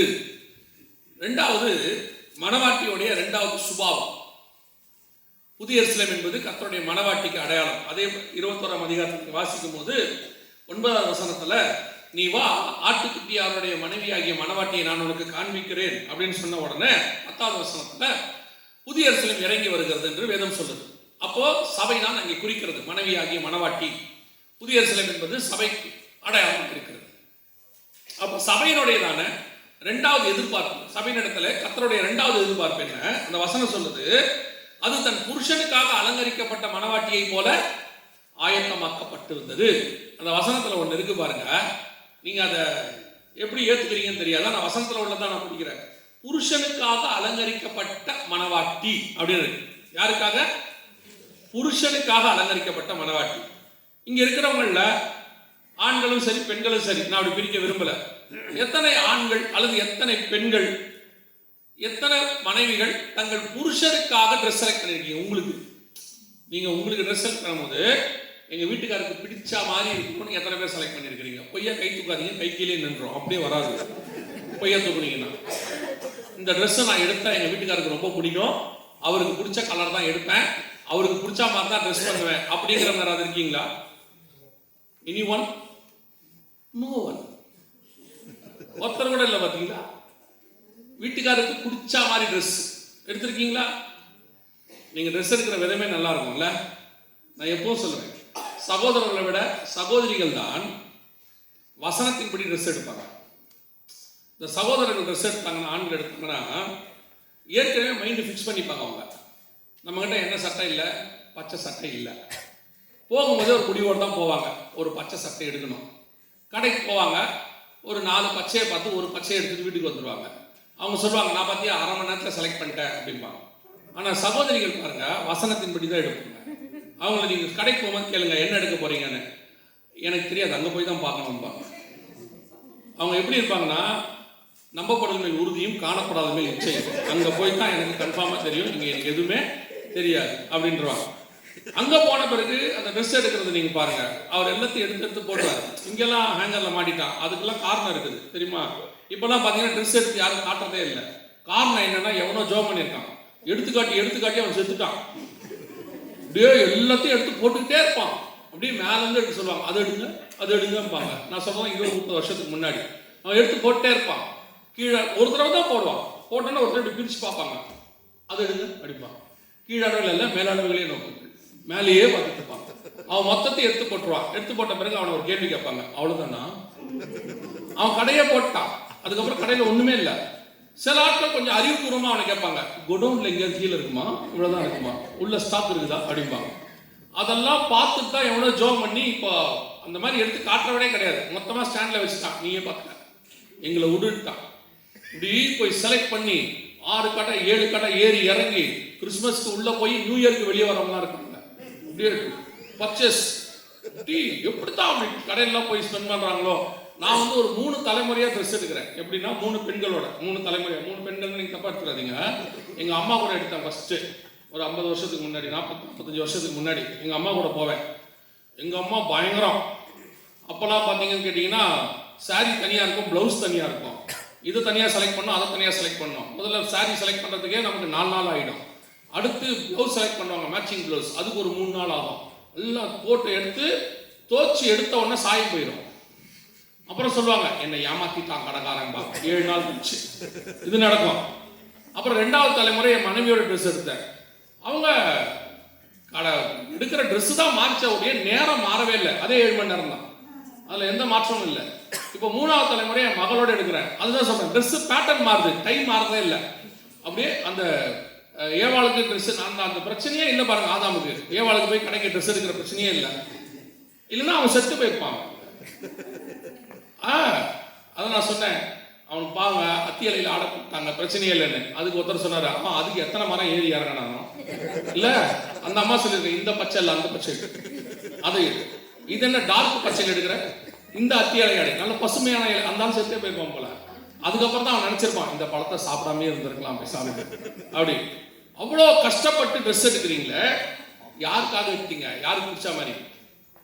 இவ்வளோ கஷ்டப்பட்டு ட்ரெஸ் எடுக்கிறோம், யாருக்கு பிடிச்ச மாதிரி எடுக்கிறோம்? நல்லா கவனிச்சு பார்த்தீங்களா? சகோதரிகள் ட்ரெஸ் எடுத்தோன்னா முதல்ல சர்ச்சுக்கு தான் போட்டுட்டு வருவாங்க ஃபர்ஸ்ட். பார்த்துருக்கீங்களா? ஆண்கள் அப்படிலாம் கிடையாது, எடுத்தோடனே எடுத்துட்டு எங்கே வேணா போட்டு போயிடுவான். ஆனால் சகோதரிகள் மட்டும் அந்த புது ட்ரெஸ்ஸை ஃபர்ஸ்ட் எங்கே தான் போடுவாங்க? சர்ச்சுக்கு தான் போடுவாங்க. என்ன காரணம்? லேவியராகமத்தில் இருக்குதா? புது ஆடை எடுத்த உடனே அதை போட்டுக்கொண்டு வந்து ஆசாரிய இடத்துல காட்டக்கவன் அவன் இளங்காலை ரத்தத்தை தெளித்து அப்படின்னு இருக்குதா? எதுக்கு முதல்ல ஃபர்ஸ்ட் சர்ச்சுக்கு போறாங்க தெரியுமா? அதை போட்டு வந்து வச்சுட்டு போறதுக்குள்ள யாராவது 4 பேர் கேட்கணும், இது எங்க எடுத்தீங்க? ஆராதனைக்கு நடுவில் இது போயிட்டே இருக்கும். இவ்வளவும் சர்ச்சுக்குள்ள நடக்கும். அவங்க அப்படி சோத்திரம் பண்ணிட்டே பார்ப்பாங்க, அப்படி யாராவது பார்க்குறாங்களான்னு. அவங்க யாராவது அவங்களும் சோத்திரம் பண்ணிட்டே ஒருத்தர் கேட்பாங்க, சோத்திரம் அப்படின்னு. இது இந்த விவரம் புரியாம பாஸ்டர் இங்க இருந்து ஆண்டவரே எழுப்புதலை அனுப்பும், எப்படி வரும்? வராது, ஒரு எழுப்புதல் வராது. சரி, நான் கேட்டது என்னன்னா, இவ்வளவு கஷ்டப்பட்டு எடுக்கிறோமே யாருக்காக? யாருக்கு பிடிச்ச மாதிரி? இப்ப நான் ஸ்பிரிச்சுவலாவே சொல்றேன். வேதம் சொல்லுகிறது, ஒரு மணவாட்டியினுடைய அலங்காரம் அவளுக்கு ஏற்றபடி அல்ல, மணவாளனுக்கு ஏற்றபடி. அவருடைய அர்த்தம் என்னன்னா, ஒரு சபை அலங்காரம் என்றால் பரிசுத்த அலங்காரத்துடனே தொழுது கொள்ளுங்கள். சபையானது அலங்காரம் சபைக்கு ஏற்ற மாதிரி இருக்கக்கூடாது. சபையினுடைய அலங்காரம் கிறிஸ்துவுக்கு ஏற்ற மாதிரி இருக்கும். சபை கிறிஸ்துவுக்கு ஏற்ற மாதிரி தான் நடக்கணும். இன்னொரு அலங்காரம் இருக்கு, வாசிங்க, அப்பதான் உங்களுக்கு அந்த டிஃபரன்ஸ் தெரியும். 17ஆம் அதிகாரம் வெளிப்படுத்தல் விசேஷம் 4வது வசனத்தை வாசி. வெளிப்படுத்தல் 17:4. அந்த ஸ்திரீ ரத்தாம்பரமும் சிவப்புமான ஆடையும் தரித்து பொன்னினாலும் ரத்தினங்களினாலும் முத்துக்களினாலும் சிங்காரிக்கப்பட்டு தன் வேசித்தனமாகிய அருவருப்புகளாலும் அசுத்தத்தினாலும் நிறைந்த பொற்பாத்திரத்தை தன் கையிலே பிடித்திருந்தார். இங்கே ஒரு ஸ்திரீ அலங்காரம் பண்ணியிருக்கிறா பாருங்களேன். இங்கே ஒரு ஸ்திரீ அலங்காரம் பண்ணியிருக்கிறா. 17ஆம் அதிகாரத்தில் வெளிப்படுத்துற விசேஷம் 17-18 அவளை பத்தி இருக்கும். 21-22 மணவாட்டியை பத்தி இருக்கும். 17-18 விபச்சார ஸ்திரியை பத்தி, 21-22 மணவாட்டியை பத்தி. இந்த 2 பேருக்கும் டிஃபரன்ஸை பத்தி அங்க சொல்லிட்டே வருவார். 17-18க்கும் 21-22க்கும் நீங்க அப்புறம் வீட்டில் போய் படிங்க. இது பாபிலோன், அது புதிய எருசலேம், ரெண்டுமே நகரம். இது பிசாசுடைய தலைநகரம், அது கிறிஸ்துவினுடைய தலைநகரம். இது மணவாட்டி, அது விபச்சாரி. ரெண்டுத்துக்கும் டிஃபரன்ஸ் இருக்கு. இவ அலங்காரம் பண்ணியிருக்கா. வசனம் சொல்லுது தன் புருஷனுக்கு ஏற்ற அலங்காரம் அப்படின்னு. அந்த வெளிப்படுத்தல் 17 சொல்லப்பட்டிருக்கிறது வேசித்தன் அலங்காரம். அதை பத்தி உங்களுக்கு தெரியும் நினைக்கிறேன். வேசி ஒரு அலங்காரம் யாருக்காக பண்ணுவான்? இந்த உலகத்துல மணவாளனுக்காக அலங்காரம் பண்ண மணவாட்டி, இப்போ நீங்க சினிமாலாம் பார்த்துருப்பீங்க, நிறைய பேர் ட்ரெஸ் பண்ணிட்டு வருவாங்க, அழகழகா வஸ்திரம் போட்டு வருவாங்க. அவங்க யாருக்காக அந்த வஸ்திரம் போடுறாங்க? அந்த அழகான வஸ்திரம் அது எப்படி போடுறாங்கன்றது ரெண்டாவது. ஆனா யாருக்காக போடுறாங்க? பார்க்குற எல்லாருக்கும் பிடிக்கிறதுக்காக போடுறாங்க. சினிமாவோ டிராமாவோ டிவியோ அதுல வரவங்க எல்லாம் அலங்காரம் பண்றது யாருக்கு ஏற்ற மாதிரி? பார்க்கிறவங்களுக்கு பிடிக்கிற மாதிரி. ஆனா வெளிப்படுத்தல் 21 மணவாட்டியோட அலங்காரம் யாருக்கு ஏற்ற மாதிரி? மணவாளுக்கு ஏற்ற மாதிரி. பார்க்கிறவங்களுக்காக பிடிக்கிறதுக்காக சபை நடக்குமானால் அது மணவாட்டி சபை அல்ல, அது வேசித்தன சபை. கிறிஸ்துவுக்கு ஏற்ற மாதிரி ஒரு சபை நடக்குமானால் அதுதான் மணவாட்டி திருச்சபை. சபையுடைய அலங்காரம், சபைக்கு நடக்கிற காரியங்கள் அத்தனையும் கிறிஸ்துவுக்கு பிடிச்ச மாதிரி தான் இருக்கணும். வரவங்களுக்கு எல்லாம் பிடிக்கிற மாதிரி சர்ச் நடந்தா அது மணவாட்டி கிடையாது. விசுவாசியை சாட்டிஸ்ஃபை பண்றதுக்கு சர்ச் கிடையாது. சபை விசுவாசிகளுக்கு சொல்றேன், இன்னைக்கு விசுவாசிகள் இருக்கிற பிரச்சனை என்ன? நான் அந்த சர்ச்சுக்கு போனேன், எனக்கு அந்த சர்ச்சு பிடிக்கல. ஏன் பிடிக்கல? எதனால பிடிக்கல? இல்ல எனக்கு ஏத்த மாதிரி இல்ல. உனக்கு ஏத்த மாதிரி சர்ச் இருக்காது. சர்ச்சுக்கு ஏத்த மாதிரி தான் நீங்க மாறணும். சபையில கொடுக்கிற வசனத்துக்கு ஏத்த மாதிரி தான் நீங்க மாறணும். உங்களுக்கு ஏத்த மாதிரி சர்ச் எங்க இருக்கும்? ஒருத்தர் என்கிட்ட சொன்னாரு, இந்த ஏரியால இருக்கிற எல்லா சர்ச்சும் பார்த்துட்டேன் பிரதர், ஒரு சர்ச்சு கூட சரியில்லை அப்படின்னா. நான் சொன்னேன், நீ சரியில்லை. ஏன் எல்லா சர்ச்சுக்கு போனேன்? எல்லா சர்ச்சிலையும் ஏதாவது ஒரு குறை இருக்குது. அங்க பாஸ்டர் சரியில்லை, இங்க பாஸ்டர்மா சரியில்லை, இங்க விசுவாசி சரியில்லை, அங்க மூப்பர் சரியில்லை. சபை என்பது is not on a perfect place. It's the place of making perfection. இது perfect பண்ற இடம். இங்க perfect ஆனவங்க இருக்க மாட்டாங்க. நேத்து அதான் சொன்னேன், இன்னைக்கு அதான் சொல்றேன். இங்க perfect ஆனவங்க இருக்காது சர்ச். perfect பண்றதுக்காக வர்ற இடம். இங்க வந்து சரி ஆவாங்க. அப்ப சபைக்கு நான் எதுக்கு வருகிறேன்? என்னை மாற்றிக் கொள்வதற்கு. நான் விரும்புகிறபடி இங்க ஆராதனை இருக்காது. கர்த்தர் விரும்புகிறபடி தான் ஆராதனை இருக்கும். நாங்க ஆராதனை யாருக்கு பண்றோம்? யூத்துக்கு ஆராதனை. உடனே டான்ஸ் போடு, லைட்ட போடு, புகைய போடு, அப்படியே ஓடு கத்து, ஆணு கத்து, ஊடு கத்து. எதுக்கு? ஏன் நீ ஊடு கத்துறதுல ஒருத்தர் ரட்சிக்கப்படுவானா? புகைக்கு நடுவுல இருந்து ஒருத்தர் ரட்சிக்கப்படுவானா? அந்த அண்ணன் புகைக்கு நடுவுல இருந்து வந்தாரு, என் இருதயம் உடைக்கப்பட்டது, நான் பார்த்தவுடன் மனம் திரும்பிட்டேன். எவனா சொன்னானா? சொல்லு. சர்ச் யூத் மீட்டிங் அப்படின்னு உடனே என்டர்டைன்மெண்ட், ஆம்பளை பிள்ளையும் பொம்பளை பிள்ளையும் சேர்ந்து ஆடணும். எவன் சொன்னா? உடனே ஒரு பதில், தாவீது ஆடினார். எடுத்த உடனே அத்தனை எல்லாரும் சொல்றது தாவீது ஆடினாரு. நீங்க பைபிளை போய் எடுங்க, எங்கெங்கெல்லாம் யார் யாரெல்லாம் ஆடினாங்களோ அங்கங்கெல்லாம் பிரச்சனை வருது. அது மிரியாம் ஆடினாலும் சரி, தாவீது ஆடினாலும் சரி, ஏரோதியாளுடைய பொண்ணு அவ ஆடினாலும் சரி, எங்கெங்கெல்லாம் டான்ஸ் ஆடினாங்களோ அங்கங்கெல்லாம் ஒரு பிரச்சனை இருக்கு. நான் உங்களை ஆட வேணாம் ஆடணும் அந்த கான்செப்டுக்கே வரல. தாவீது ஆடினதை பத்தி போய் படிச்சு பாருங்க. எல்லாரும் சும்மா சொல்றான் தாவீது ஆடினார், தாவீது ஆடினார். ஆராதனையில தாவீது ஆடின முறைக்கு பேர் என்ன தெரியுமா? பைத்தியம் பிடிச்சவன மாதிரி ஆடினார். வஸ்திரம் கழந்து விழுந்தது கூட தெரியாதபடிக்கு அந்த வேர்ட் அங்க யூஸ் பண்ணிருக்காங்க, ஹீப்ரு வேர்டு. அதுக்கு பேரு பைத்தியம் பிடிச்ச மாதிரி ஆடுறாங்க. நீங்க அந்த மாதிரி ஆடுறீங்க, பைத்தியம் பிடிச்ச மாதிரி ஆடுறீங்க. இங்க பைத்தியம் பிடிச்ச மாதிரி ஆடல, எல்லாம் ஸ்டெப்பு போட்டு ஆடிட்டு இருக்கு. ஹீரோ மாதிரி ஹீரோயின் மாதிரி ஸ்டெப்பு போட்டு ஆடுது. ஆம்பளை பையன் பொம்பளை பையன் தூக்கி தலைக்கு மேல சுத்துறான். இது தாவீது ஆடினதா? தாவீது பச்சைவாளை தூக்கி சுத்தினாரா? கேட்டா ஒரு பெரிய டீச்சர் சொல்றாரு, ஓ தாவீது ஆடினதை பத்தி ஏன் நீங்க தப்பா பேசுறீங்க? நாங்க தாவீது ஆடினதே தப்பா பேசலையா? தாவீது தேவனுக்கு முன்பாக ஆடின விதத்துக்கும் நீங்கள் சபையில் ஆடுற விதத்துக்கும் எந்த சம்பந்தமும் இல்லை. அது தேவனை கனப்படுத்துது. நீ கனவீனப்படுத்திட்டு இருக்கிற சபைக்குள்ள உட்கார்ந்து. சபை என்பது உன் விருப்பத்துக்கு ஏற்ற இடம் கிடையாது. உங்களுக்கு ஏற்ற மாதிரி வர்ஷிப் நடக்காது. யூத் மீட்டிங்னா அதுக்கு ஒரு ட்ரெண்ட் டெம்ப்ளேட் வச்சிருக்கான், இப்படிதான் யூத் மீட்டிங் நடக்கும். யார் சொன்னா? வாலிபன் பாடல்னால் அல்ல, வர்ஷிப்னால் அல்ல, வாலிபன் வசனத்தினால் தான் திருந்துவான்னு பைபிள் சொல்லுது.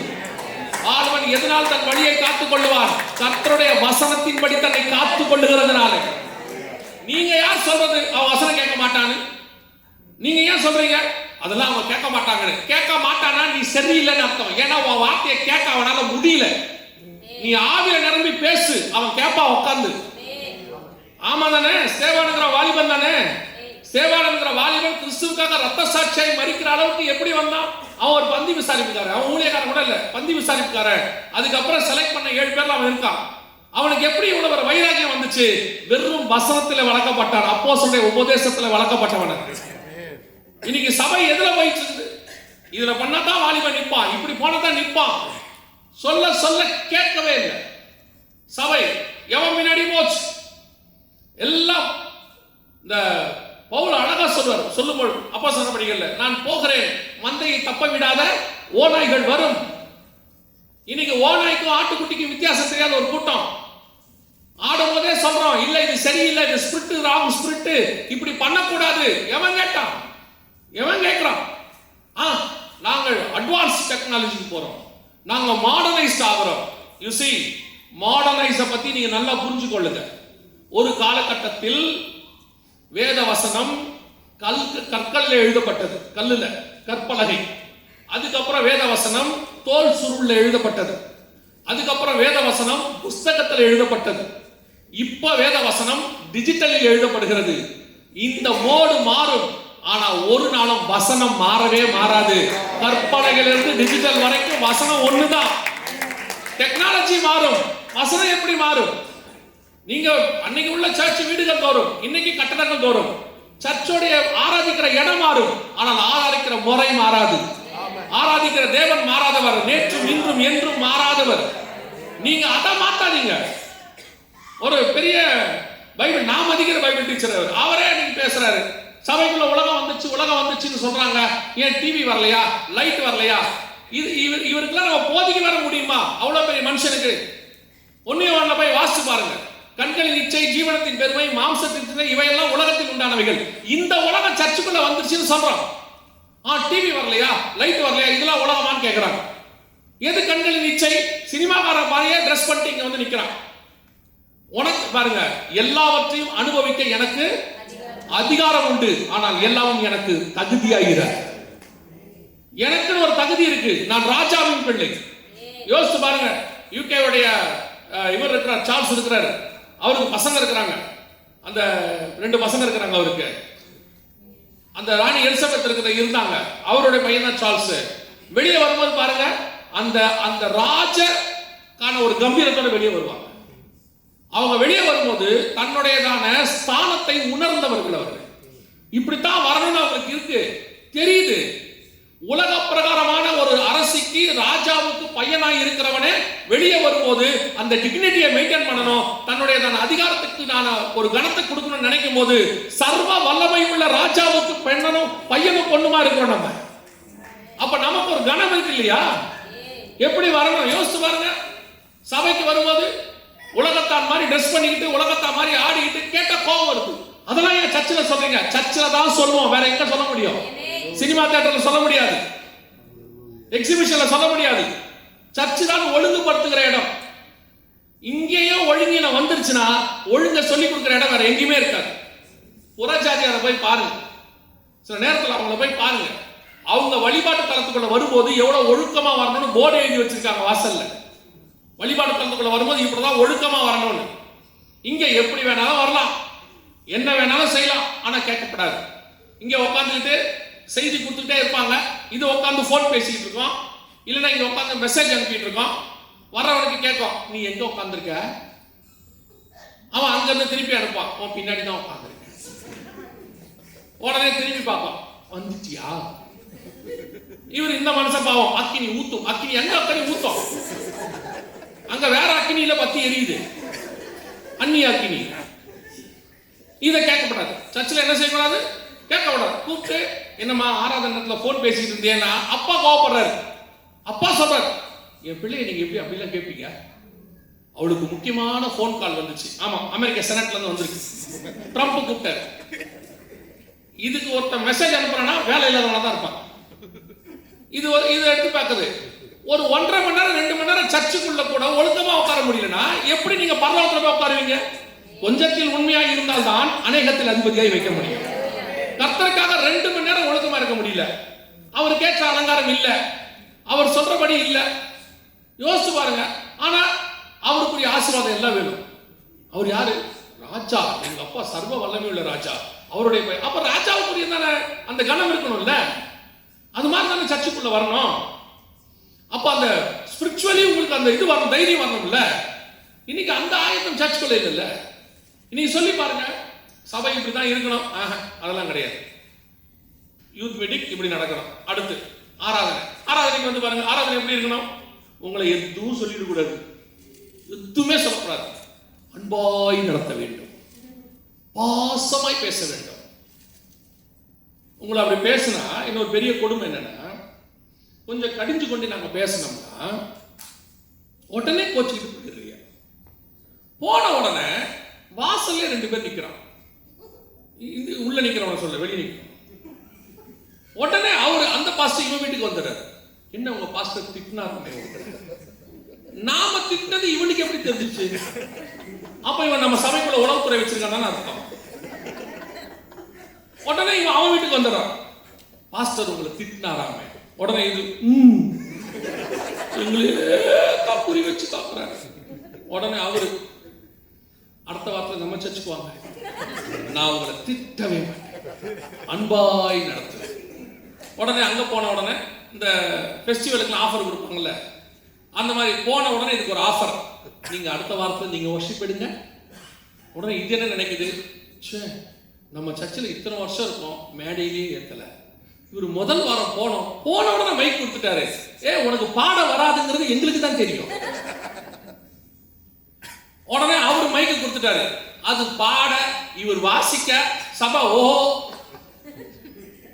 கேட்டு பாருங்க, இன்னைக்கு தான் சபையினுடைய நிலைமை. திட்டக்கூடாது, கடிச்சு கொள்ளக்கூடாது. வசனம் சொல்லுது, கடிந்து கொண்டு புத்தி சொல்லு. சர்ச்சைலாம் ஒரு காலத்துல ஸ்கூல்ல விடும்போது, பிள்ளைகளை விடும்போது கடிந்து கொள்ளுங்கன்னு சொல்லுவாங்க. நல்லா படிக்க வைங்க, அடிங்க. எங்களெல்லாம் இப்படி வச்சுதான் அடிப்பாங்க, இப்படி கூட அடிக்க மாட்டாங்க, இந்த முட்டியில் தான் அடிப்பாங்க. இப்போ பையனை அடிச்சா பொண்ணு அடிச்சா அப்பா போய் கேட்கிறாரு, ஏன் எங்க பிள்ளைய அடிச்சீங்க, ஏன் எப்படி நீங்க அடிக்கலாம்? அப்புறம் எப்படி திருந்தோம்? வசனம் சொல்லுது, திறமை கையாளாதவன் தன் பிள்ளையை பகைக்கிறான். தனக்கு பிரியமானவனை கர்த்தர் என்ன பண்றாரு? சிட்சிக்கிறார், சரி பண்றாரு. அந்த சரி பண்ற இடம் தான் சர்ச். நீங்க உலகத்திலையும் சரியாக மாட்டீங்க, உலகத்திலையும் சொல்லிக் கொடுக்க கூடாது, இங்கவும் சொல்லிக் கொடுக்க கூடாது. உடனே பாஸ்டர் கிட்ட கோச்சிக்கிட்டு வேற சர்ச்சுக்கு போயிடுறீங்க. அதனால நிறைய பாஸ்டர் சத்தியம் பேசுறதே நிறுத்திட்டாங்க, சர்ச்சு காலியா போகுது. நல்லா அந்த மாதிரி வரதெல்லாம் அள்ளி போட்டுக்கிற ஒரு குரூப் இருக்கு. யோசிச்சு பாருங்க, வீட்டுக்குள்ள செலக்டிவ் தான் வச்சிருப்போம், ஆனா குப்பை தொட்டியில எல்லாமே இருக்கும். பார்த்திருக்கீங்களா? அந்த ஊர்ல இருக்கிற மொத்த குப்பை எங்க இருக்கும்? குப்பை தொட்டியில இருக்கும். ஆனா வீட்டுக்குள்ள வைக்கிறது எப்படி இருக்கும்? குப்பையெல்லாம் தூக்கிட்டு நம்ம நல்லதானே வச்சிருப்போம் பேக்கிங்க. அப்படிதான் சபைக்குள்ள இருக்குது.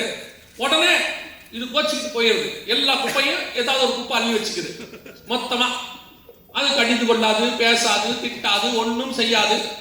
கேட்டா சொல்றது, நாங்கள் அன்பாய் நடத்துகிறோம்.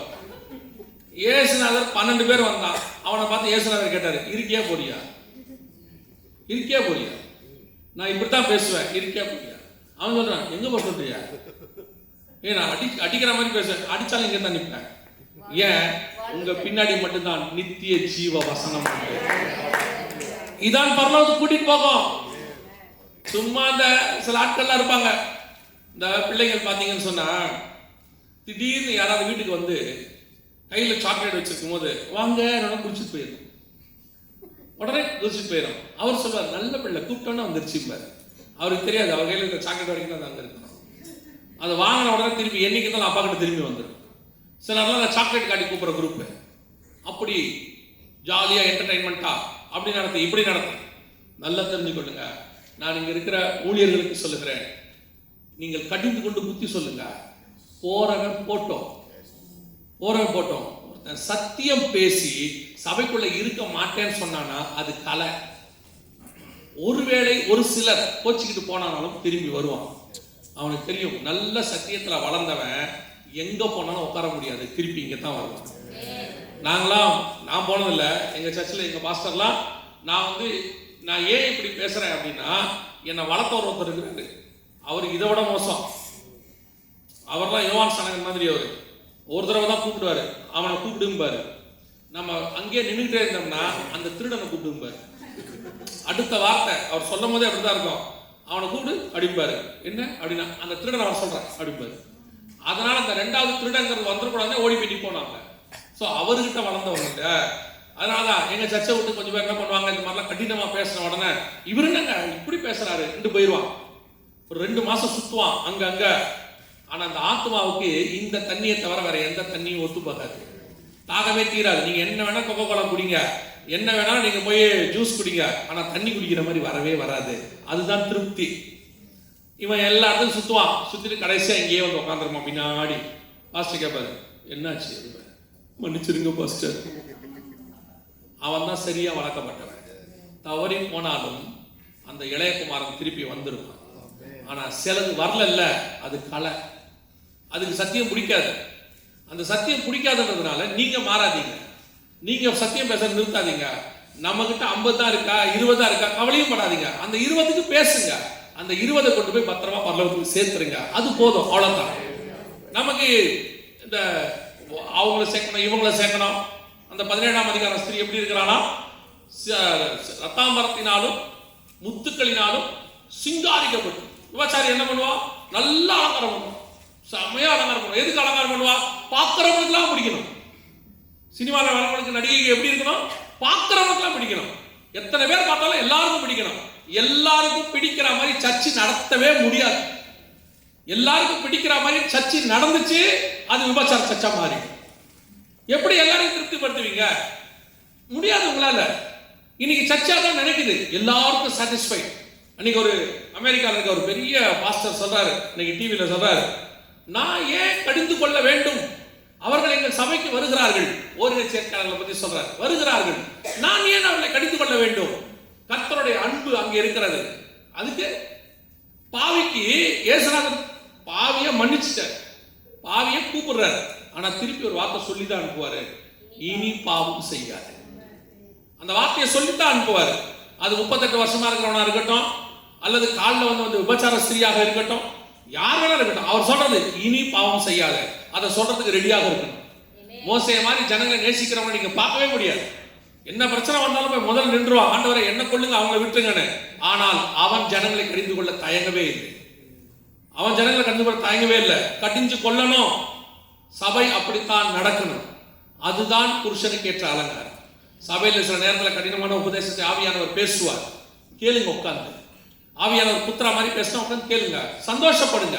நல்ல வேளை ஆண்டவரே என்னோடு கூட என்ன பண்ணீங்க, கடிஞ்சு கொண்டு பேசி என்னை சரி பண்ணீங்கன்னு திருப்தியா ஆண்டவர்கிட்ட சொல்லுங்க. சில நேரத்தில் அப்பா பிள்ளையை அடிப்பார். அடிச்சவன அப்பாவுடைய நோக்கம் பிள்ளையை கொள்ளுவதல்ல, அப்பாவுடைய நோக்கம் பிள்ளையை திருத்துவது. அதுக்கப்புறம் பாரு பிள்ளை போய் அழுதுட்டே தூங்கிறோம், அப்பா தடவி கொடுத்துட்டே இருப்பேன் பக்கத்தில் உட்காந்து, சரி நான் தான் ரொம்ப அடிச்சிட்ட போல இன்னைக்கு அப்படின்ட்டு. ஆனா அதுக்காக நாளைக்கு தப்பு செய்வது அடிக்க மாட்டான்னு அர்த்தம் கிடையாது. நாளைக்கும் அடிப்பேன். அப்பாவுக்கு நோக்கம் என்ன தெரியுமா? நேசிக்கிறேன், உனக்காக நான் ஜீவனையும் கொடுக்கிறேன், அதனால நீ தப்பு செய்யணும்னு அர்த்தம் கிடையாது. நான் விரும்புகிறபடி நீ இருக்க வேண்டும். மணவாளனுக்கு ஏற்ற மணவாட்டி. அலங்காரம் எப்படி இருக்கணும்?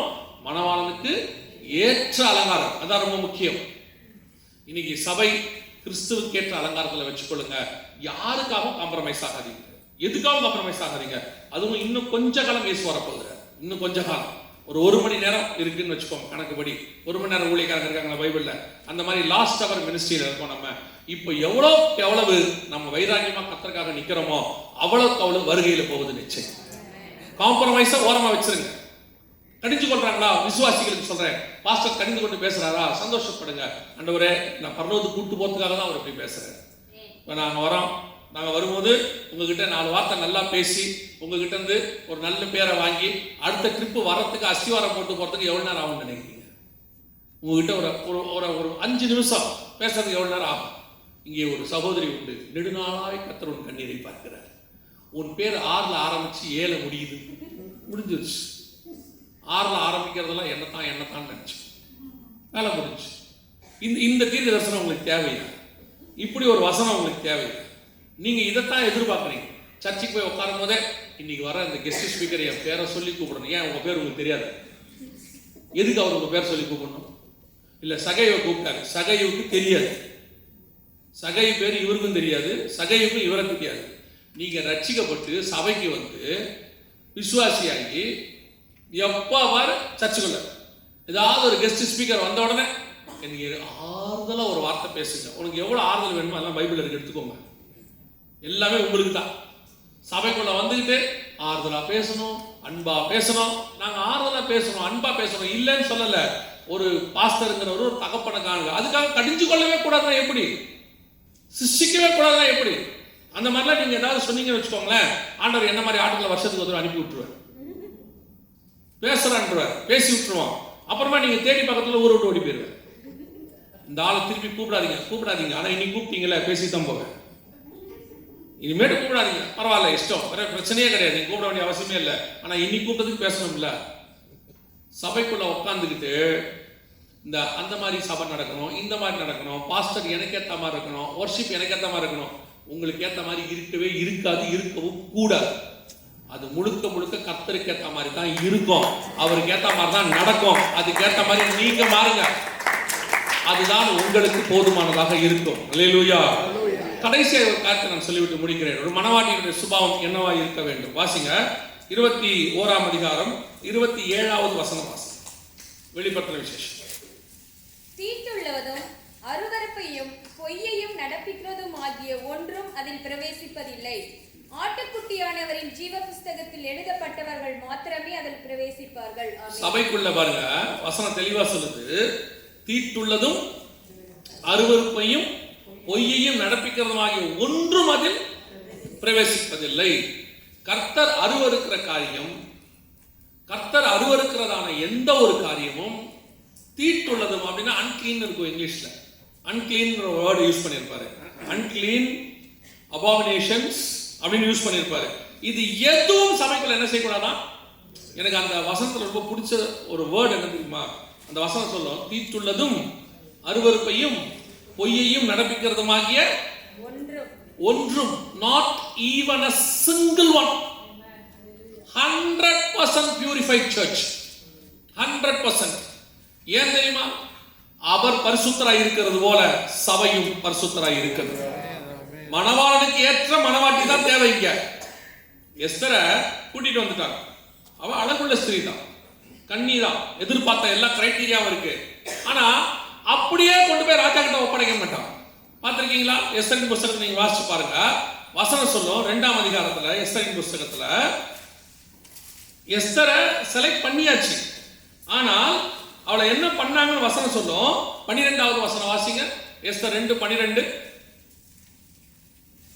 ஒவ்வொரு பெண்ணும் 6 மாதம் வெள்ளை போல தைலத்தினாலும் 6 மாதம் சுகந்த வர்க்கத்தினாலும் ஸ்திரீகளுக்குரிய மற்ற சுத்திகரிப்புகளாலும் ஜோடிக்கப்படுகிற நாட்கள் நிறைவேறி இவ்விதமாய் ஸ்திரீகளின் முறைமையின்படி 12 மாதமாக செய்யப்பட்டு தீர்ந்த பின்பு ராஜாவாகிய அகஸ்வேரத்தில் பிரவேசிக்க அவளுடைய முறை வருகிற போது கொண்டாந்தாச்சு, எல்லாம் பண்ணியாச்சு.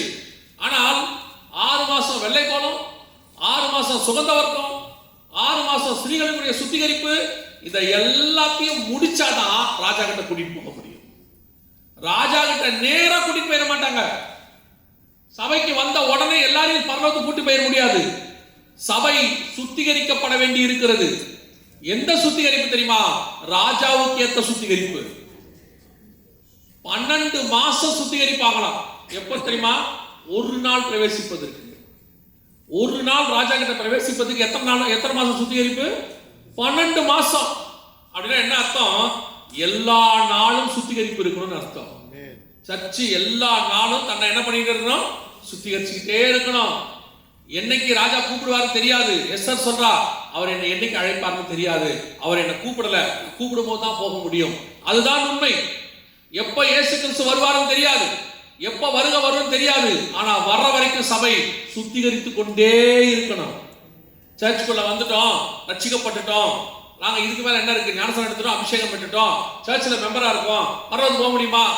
இது பேசிக். எபிரேயர் 4 போய் வாசித்து பாருங்க. நீங்கள் ஸ்நானத்துக்கு அதெல்லாம் ஒரு மூல உபதேசம். அதை விட்டு பூர்ணராகும்படி கடந்து போவோம். அப்படிதான் வசனம் எழுதுது. நீங்க வாசித்து பாருங்க. எபிரேயர் நிருபம் 4ஆம் அதிகாரத்துல சொல்லும் பொழுது,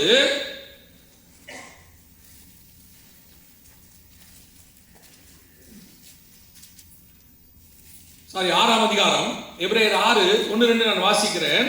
ஆகையால் கிறிஸ்துவை பற்றி சொல்லிய மூல உபதேச வசனங்களை நாம் விட்டு செத்த கிரியைகளுக்கு நீங்களாக மனம் திரும்புதல், தேவன் பேரில் வைக்கும் விசுவாசம், ஸ்தானங்களுக்கு அடுத்த உபதேசம், கைகளை வைக்குதல், மரித்தோரின் உயிர்த்தெழுதல், நித்திய நியாய தீர்ப்பு என்பவைகளாகிய அஸ்திபாரத்தை மறுபடியும் போடாமல் பூர்ணராகும்படி கடந்து போவோமாக. அப்படின்னா என்ன அர்த்தம்? சும்மா அந்த பேசிக் டாக்டரின்லே நிக்காதேன்னு அர்த்தம். பூர்ணராகும்படி கடந்து போகணும். முடிவு பரியந்தம் நிலைநிற்கிறவனே ரட்சிக்கப்படுவான். அப்போ சபை என்ன செய்யணும்? ஒரு ரட்சிப்பு என்பது ஒரு நாள் process அல்ல, அது ஒரு நாள் ஆரம்பிக்கும், இயேசு வருகிற வரைக்கும் ரட்சிப்பின் process தொடரும், salvation process தொடரும். அவர் வர வரைக்கும் சுத்திகரிப்பு நடந்துகிட்டே இருக்கணும், போயிட்டே இருக்கணும். நான் சொல்றது யாருக்கு தெரியுமா? இந்த முதல் பாயிண்ட் இருந்துச்சுல, பரலோகத்துக்கு போகணும்னு ஆசைப்படுறவங்க, அவங்களுக்கு. இந்த சர்ச் கோயர்ஸ் இருப்பாங்க, சபைக்கு போக்குவரத்து, இவங்க எல்லாம் வந்து we are Christian காட்டிக்கிற ஆளு, இவனுக்கு நான் சொல்றது பிடிக்காது, அவங்களுக்கு புரியவும் புரியாது. பரலோகத்துக்கு போகணும், இயேசு எப்போ வருவாரு தெரியாது, அவர் வரும்போது நான் பிரவேசிக்கணும், அந்த நிமிஷத்தை அந்த நொடி பொழுதை நான் விட்டுறக்கூடாது, அவரோடு கூட எப்படியாவது நான் பிரவேசிக்கணுங்கிற அந்த எண்ணம் உள்ளவங்களுக்கு நான் சொல்றேன். அவர்கள் எப்படி பிறக்கணுமா? வசனம் சொல்லுது, 12 மாதமும் எஸ்தர் சுத்திகரிக்கப்பட்டு, ஒரு நாள் விடாம. வெள்ளைப்பழம் கசப்பு, வெள்ளைப்பழத்துடைய டேஸ்ட் என்னது? கசப்பு. ஆனால் எஸ்தர் சொல்லுவா, எதுக்கு என்னை இப்படி போட்டு கசப்பான இடத்துல முக்கி எடுக்கிறீங்க? ஏன் இப்படி பண்றீங்க? நல்ல வாசனையா இருக்குது, அதுக்கு இவ்வளவு கசப்பா இருக்குதே. இல்ல, ராஜாவுக்கு பிடிக்கும். ராஜாவுக்கு பிடிக்கிறதுக்கு நான் கஷ்டப்படணுமா? ஆமா எஸ்தர், நீ ராஜகுமார்த்தியா மாறணும்னா இந்த சுத்திகரிப்பு அவசியம். அரண்மனைக்குள்ள போய் அவரோடு கூட சிங்காசனத்துல உட்காரணும்னா இந்த சுத்திகரிப்பு அவசியம். நீ அவரோடு கூட உட்கார்ந்து உன் தலையில கிரீடம் வைக்கணும்னா இந்த சுத்திகரிப்பு அவசியம். ஒரு நாள் உன்னை கொண்டு இந்த சமஸ்த அந்த அகாசுர சாம்ராஜ்யத்தில் இருக்கிற தேவ பிள்ளைகளை காப்பாற்றணும்னா நீ இந்த கஷ்டமான பாதையை கடந்து போக வேண்டியது அவசியம். ஏன் கர்த்தர் உன்னை சுத்திகரிக்க விரும்புறார்? கர்த்தர் எதுக்காக உங்களை இப்படி ஒரு ஆயத்தம்? கொஞ்சம் பேர் நினைக்கலாம் இவ்வளவு கடினமாங்க, அப்படிலாம் இல்லைங்க, கிறிஸ்தவ வாழ்க்கை ரொம்ப ஜாலி ஈஸி, எத்தனை சர்ச்சை இப்படி இருக்கு. அவர்களை பத்தி நான் பேசவே இல்லை, அதெல்லாம் மற்ற கன்னிகைகள் வருவாங்க போயிடுவாங்க. நீ ராஜகுமாரத்தை ஆகணும், அவரோடு கூட சிங்காசனத்துல உட்காரணும், தலையில கிரீட வைக்கணும், ஒரு நாள் உன்னை கொண்டு கர்த்தர் பெரிய காரியங்களை செய்யணும்னா இந்த சுத்திகரிப்பு அவசியமா இருக்கிறது. உங்களை ரெடி பண்ணாம யூஸ் பண்ண முடியாது. இல்ல, ராணுவத்துல போய் நீங்க ஒப்பு கொடுத்து சேர்ந்துட்டீங்க, சேர்ந்த உடனே துப்பாக்கி எடுத்து கையில கொடுக்க மாட்டாங்கல்ல. முதல்ல உங்க முடியை வெட்டுவாங்க, உங்களுடைய ட்ரெஸ்ஸை மாத்துவாங்க, உங்களை ஓட விடுவாங்க, எக்ஸசைஸ் பண்ண விடுவாங்க, எல்லாம் பண்ணிட்டு ரொம்ப நாள் கழிச்சு தான் உங்க கையில துப்பாக்கி கொடுப்பாங்க. உடனே உங்க ராணுவத்தில் எடுத்த உடனே மிலிட்டரியில போங்க, வார் நடக்குது, ஆப்கானிஸ்தானுக்கு போங்க அனுப்ப மாட்டாங்கல்ல, ரெடி பண்ண பிறகுதான் அனுப்புவாங்க. அதே மாதிரி தான் ஆண்டவர் உங்களை பயன்படுத்தணும்னா, கர்த்தர் உங்களை கொண்டு பெரிய காரியங்கள் செய்யணும்னா, உங்களை வச்சு கர்த்தருக்கு ஒரு தரிசனம் நிறைவேற்ற வேண்டி இருக்குன்னா உங்களை கர்த்தர் முதலில் சுத்திகரிக்க தொடங்குவார். நீ பலப்பட்டு உன் சகோதரனை பலப்படுத்து. அப்போ சபை ஆயத்தமாகாமல் இன்னொருத்தரை ஆயத்தப்படுத்த முடியாது. எஸ்தர் ஏன் இவ்வளவு கஷ்டப்படணும்? வெள்ளை கோலத்திலையும் சுகந்த வர்க்கத்திலையும் முக்கி எடுக்கிறான் ஒரு வருஷம் முழுக்க. எஸ்தருக்கே கஷ்டமா இருக்கும், இவ்வளவு கஷ்டம் எதுக்குங்க? காலைல 5 மணிக்கு எழுந்திரி, வா ஓடு, ரெடியாகும், இந்த தண்ணியில மூழ்கி உட்காரு, இந்த சுகந்த வர்க்கத்தை பூசுங்க. ஏங்க எனக்கு இஷ்டம் வெள்ளை கலர், அதெல்லாம் கிடையாது, ராஜாவுக்கு சிவப்பு கலர் இஷ்டம், அதான் போடணும். ஏன் இஷ்டப்படி ஒன்றும் செய்ய முடியாது, ஒன்றும் செய்ய முடியாது. இவ்வளவு நான் ஏன் கஷ்டப்படணும்? ஒரு நாள் நீ ராஜகுமாரத்தை ஆகணும்னா இதை நீ செஞ்சுத்தான் ஆகணும்.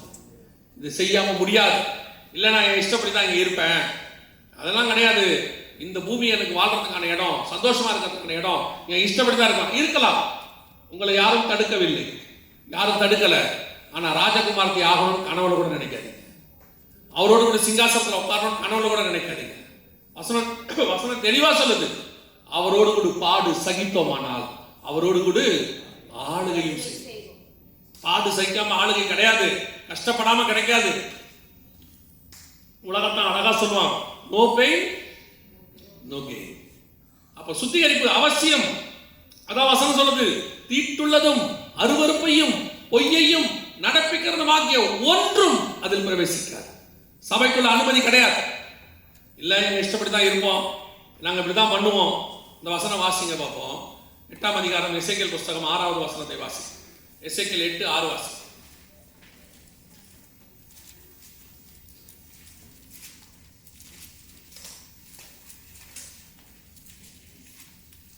எசேக்கியேல் 8:6.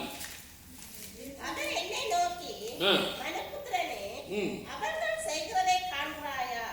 என் பரிசுத்த ஸ்தலத்தை விட்டு என்னை தூரமாய் போக பண்ணி, என் பரிசுத்த ஸ்தலத்தை விட்டு என்னை தூரமாய் போக பண்ணும்படியான இஸ்ரவேல் வம்சத்தார் இங்கே செய்கிற மிகுந்த அருவருப்புகளை சபைக்குள்ள என்ன இருந்துச்சாம்?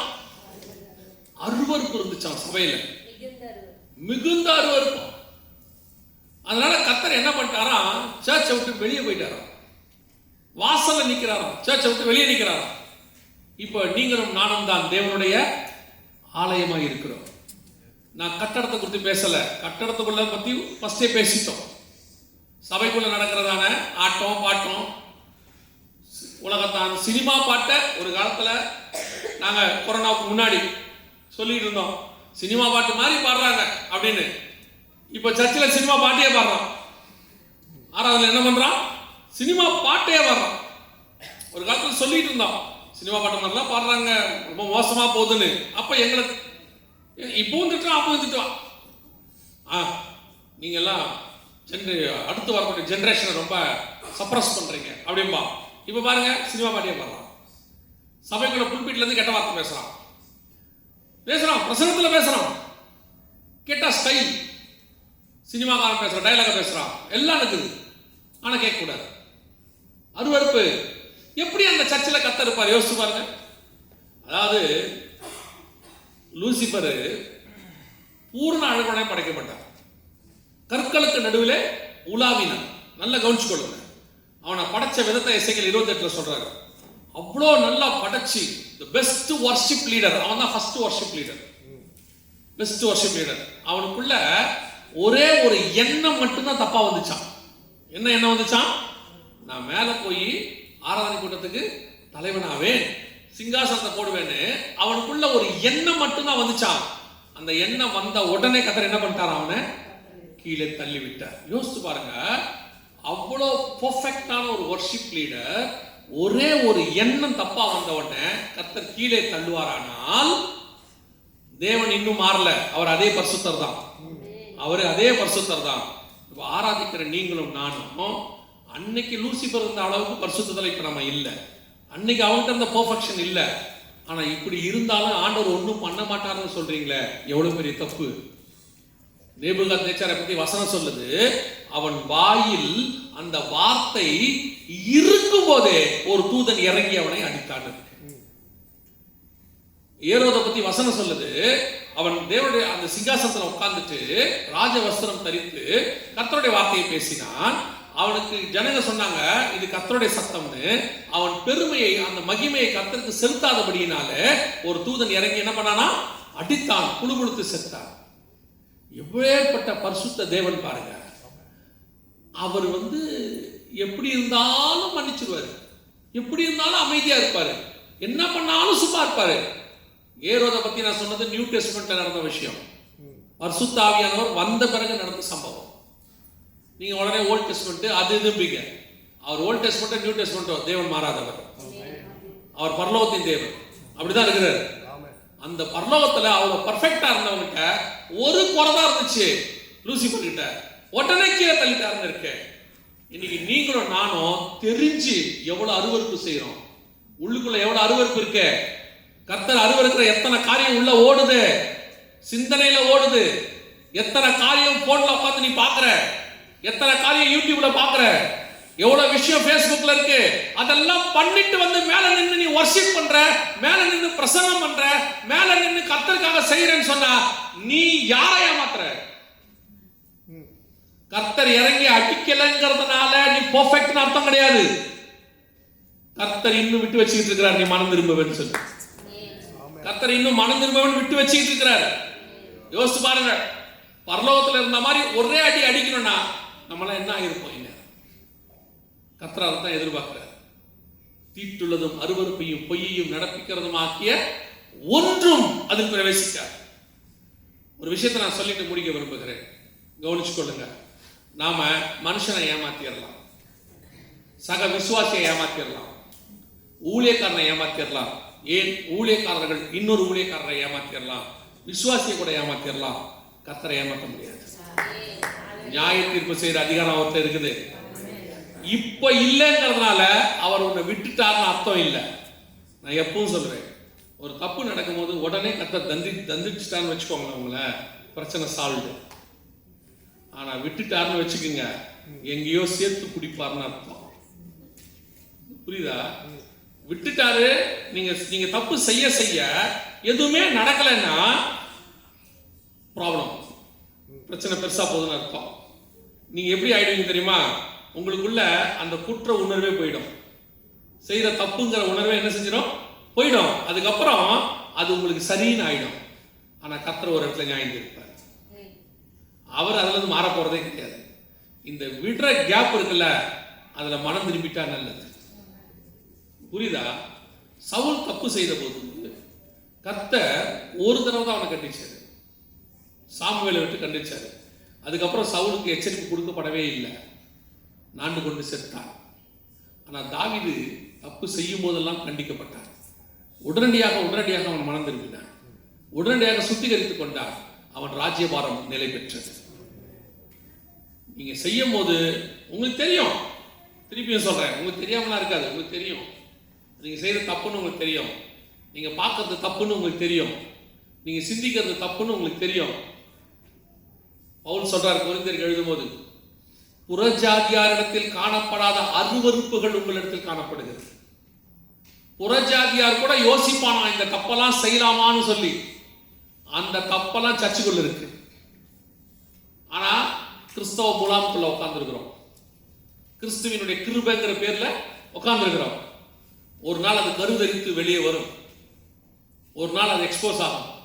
ஆகிறதுக்கு முன்னாடி சரி பண்ணி கொள்ள வேண்டும் என்று கர்த்தர் விரும்புகிறார்.